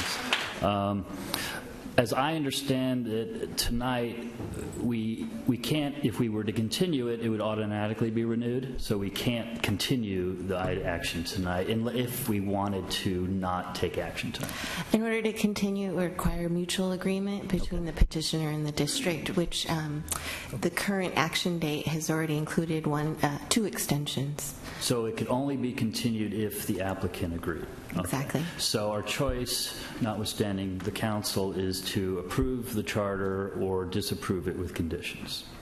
It would be to approve the charter, or did you say disapprove? Or disapprove it with conditions that I assume we have a choice. If the charter was denied or disapproved, right. It wouldn't. The school would not have conditions because it would be the charter would not be renewed. No, I meant not conditions, findings. My misspoke. Yes, right. Yes, written findings adopted by our board. Okay. Without getting into any specific complaints or allegations against personnel or principals or staff or otherwise, has the district received concerns and complaints in recent days, weeks, months? Yes. About a week ago, the district received complaints and concerns from individuals either employed at or related to Tubman, and since they were received, staff has contacted the school site administrator along with the individuals who lodged those concerns. We've already had preliminary meetings, and we anticipate continuing to have those in depth. It's more just along the lines of the recentness of receiving them that we don't have more information at this time. So you haven't, until the last week or so, there's not been any complaints or concerns raised to your office or the district that we're aware of? That's correct, and we should note we do a annual site visit, and when schools are renewing, we try very hard to make that site visit related to the renewal. So the school was visited in December of 2013, and the petition was submitted shortly after that, and the public hearing for the level of support for the petition occurred on February 4th of this year.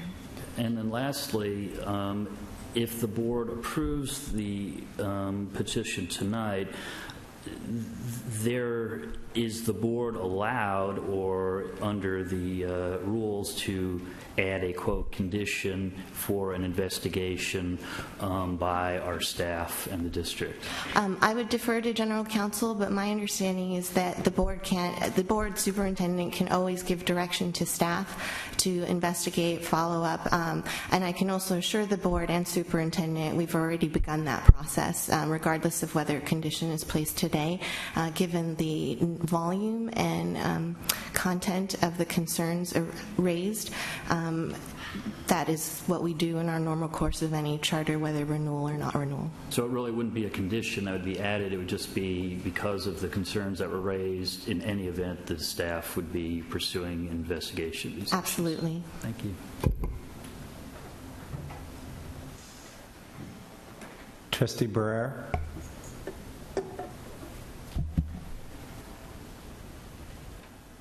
So I've got to say that my blood is boiling right now.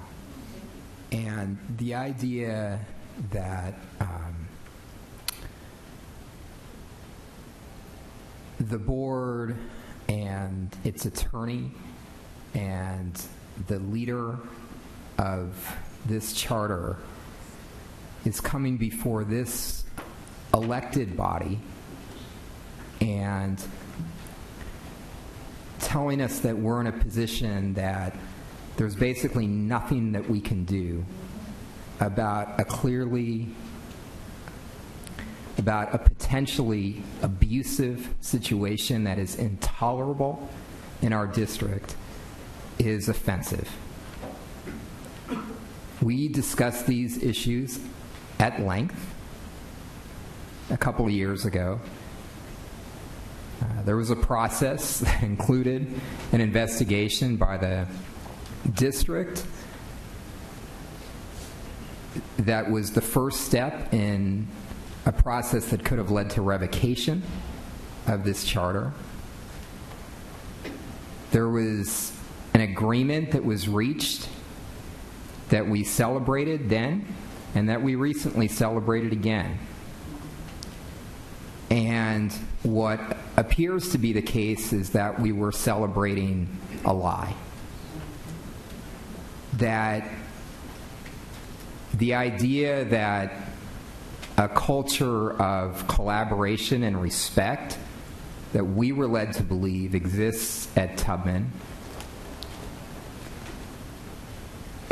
hard to believe that that culture exists today.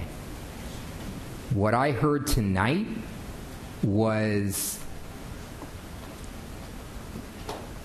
a unified group of parents and staff raising serious concerns about the management of this school, of this public school,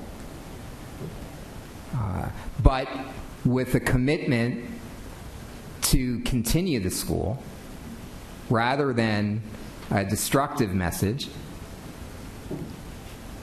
And what I heard from the management of this school was complete denial that a problem exists, and frankly, a mandate from the board's attorney about what this publicly elected board can and can't do. So before I am willing to even vote on the question of revocation, I will make a motion to direct the superintendent and our staff to come back to us within a month with the preliminary findings of an investigation into an abusive environment at this school.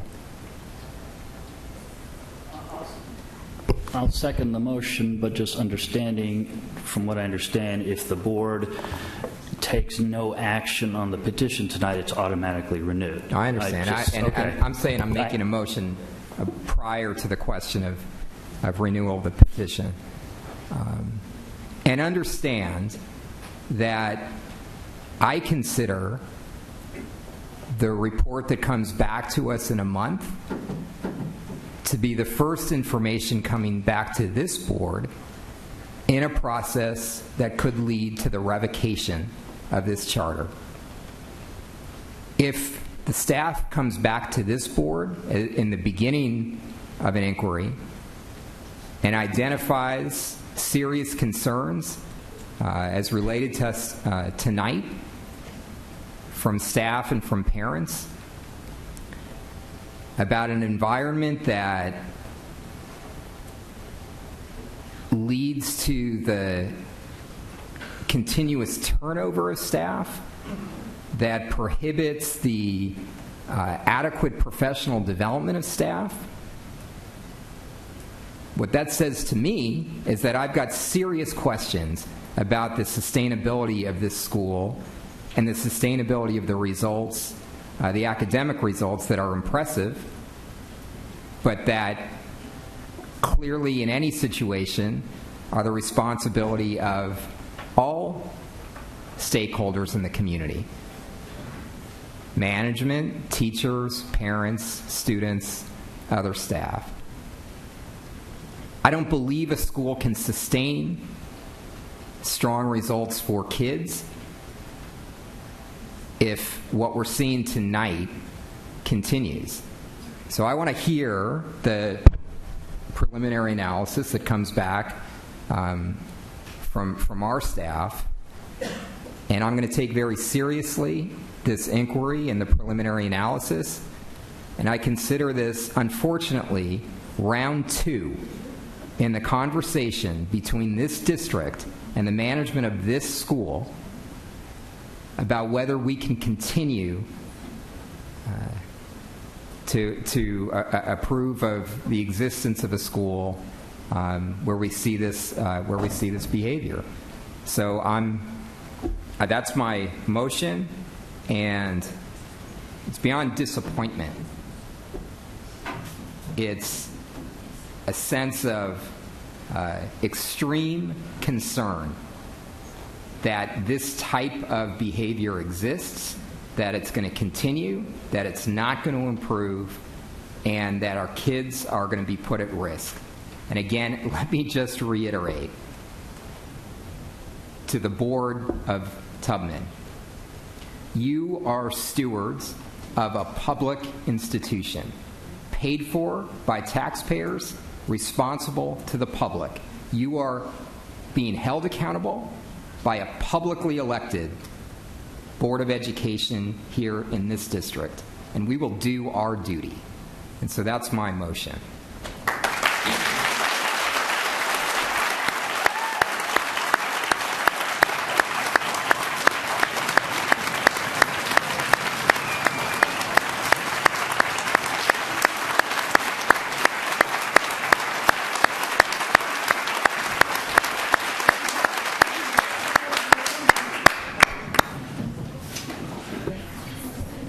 I think we have a motion and a second. Any more comments or questions?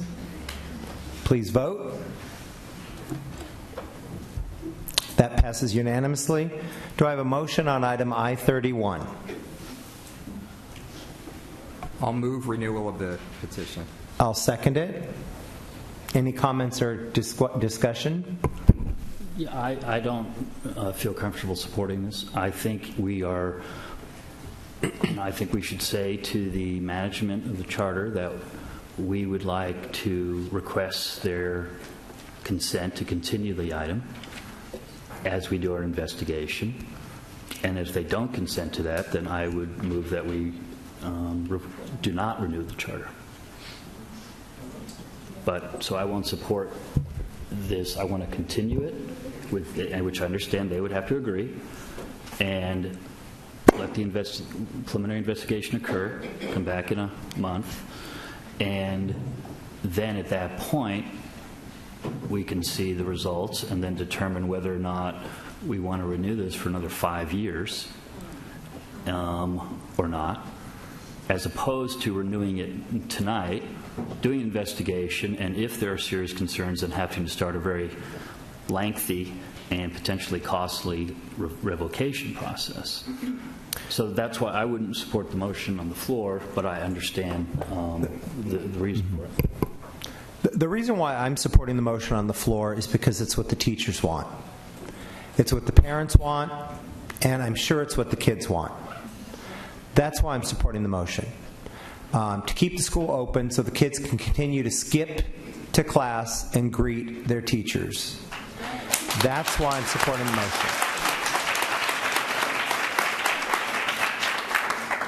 And the issue of the concerns that have been raised, the violations of Ed Code, the violations of state law, the issues about what is healthy, the fact that only 3 of the teachers still exist at the school that were here last time, those kinds of issues I think we need to look at through a thorough and investigative process that I don't think we can accomplish successfully and adequately through continuing the item.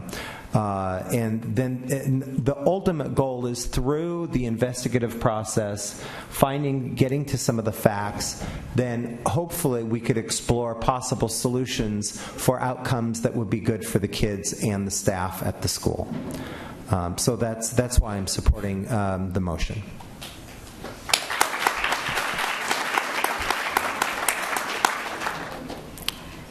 And I would just add that whenever a group gets the courage to speak out and speak up about conditions that aren't right, bullying, whatever, it's always a good time.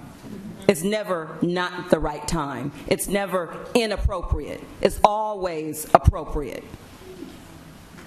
So I'm glad.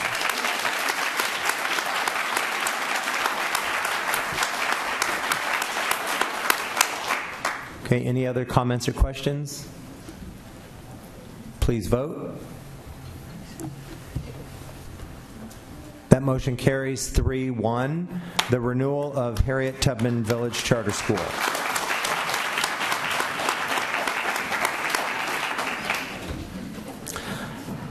This concludes, are there any other publics? We have additional non-agenda item public speakers. Please come forward in any order and speak at the podium. Kat Ortiz-White, Mohammed Abdulli, Muhammad Jama Hussein, and Zabin Bil Mohammed.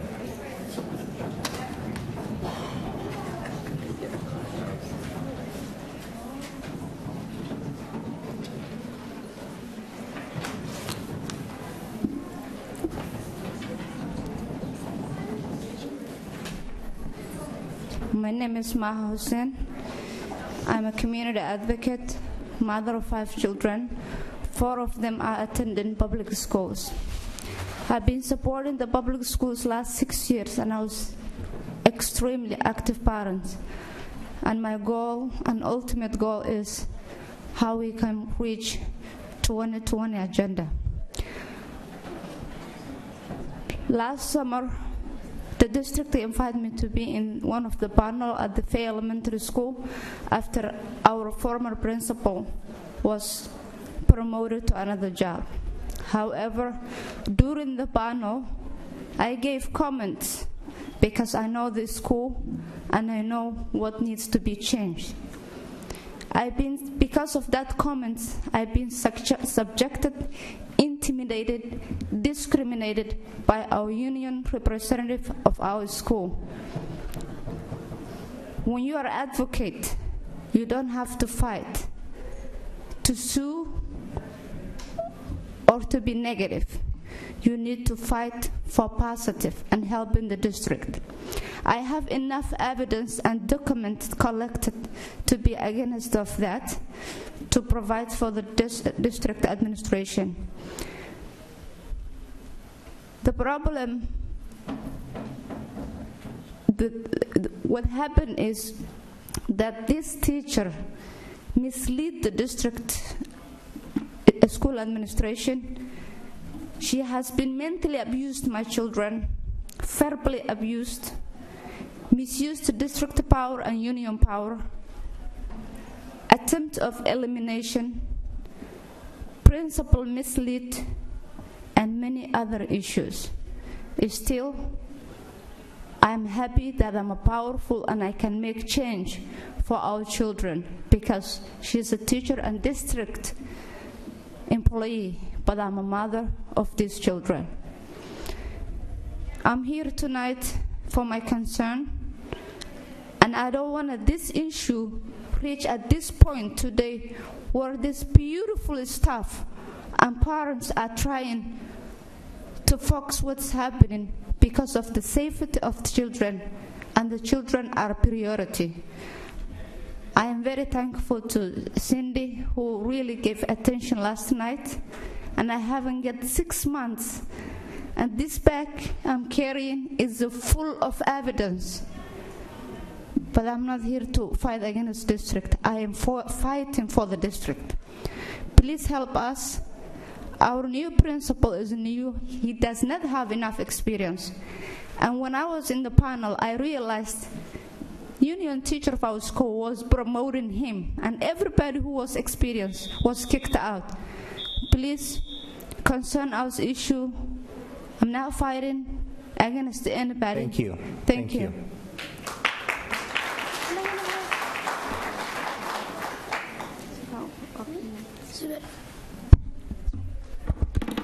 Hi, ladies and gentlemen. My name is Zubair Mohammed. I'm 9 years old. I am a writer and a child advocate. I have 5 foster children in Africa. One of them is a 9-year-old that has HIV because she was raped when she was little.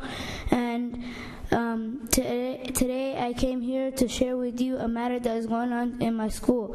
What is going on in my school is that there are 2 people who are subjecting my family for no reason. It's a teacher and a principal, and the teacher is a union representative, and she is misusing the district power and the union power, and she is working with the principal and trying to subject me and my family so that they don't come, so that they subject. And so all I'm asking is to please help us so that we can stop this, because it's not fair for our rights to be subjected for no reason. Thank you.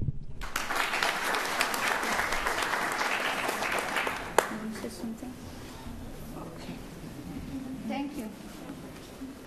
Thank you. I believe that concludes non-agenda public speakers. This concludes the regular meeting. The next meeting will be held on Tuesday, April 8th, 2014. A special meeting of the Board of Education will be held on Tuesday, March 18th at 4 p.m. at San Diego Community College District Administrative Building, room 122, for board consideration and action on the final Prop 39 charter school facility offers. A special joint meeting of the San Diego Unified School Board and San Diego Community College District Boards is scheduled that Tuesday, March 18th at 5 p.m. at the Education Cultural Complex at 4343 Ocean View Boulevard. We are adjourned.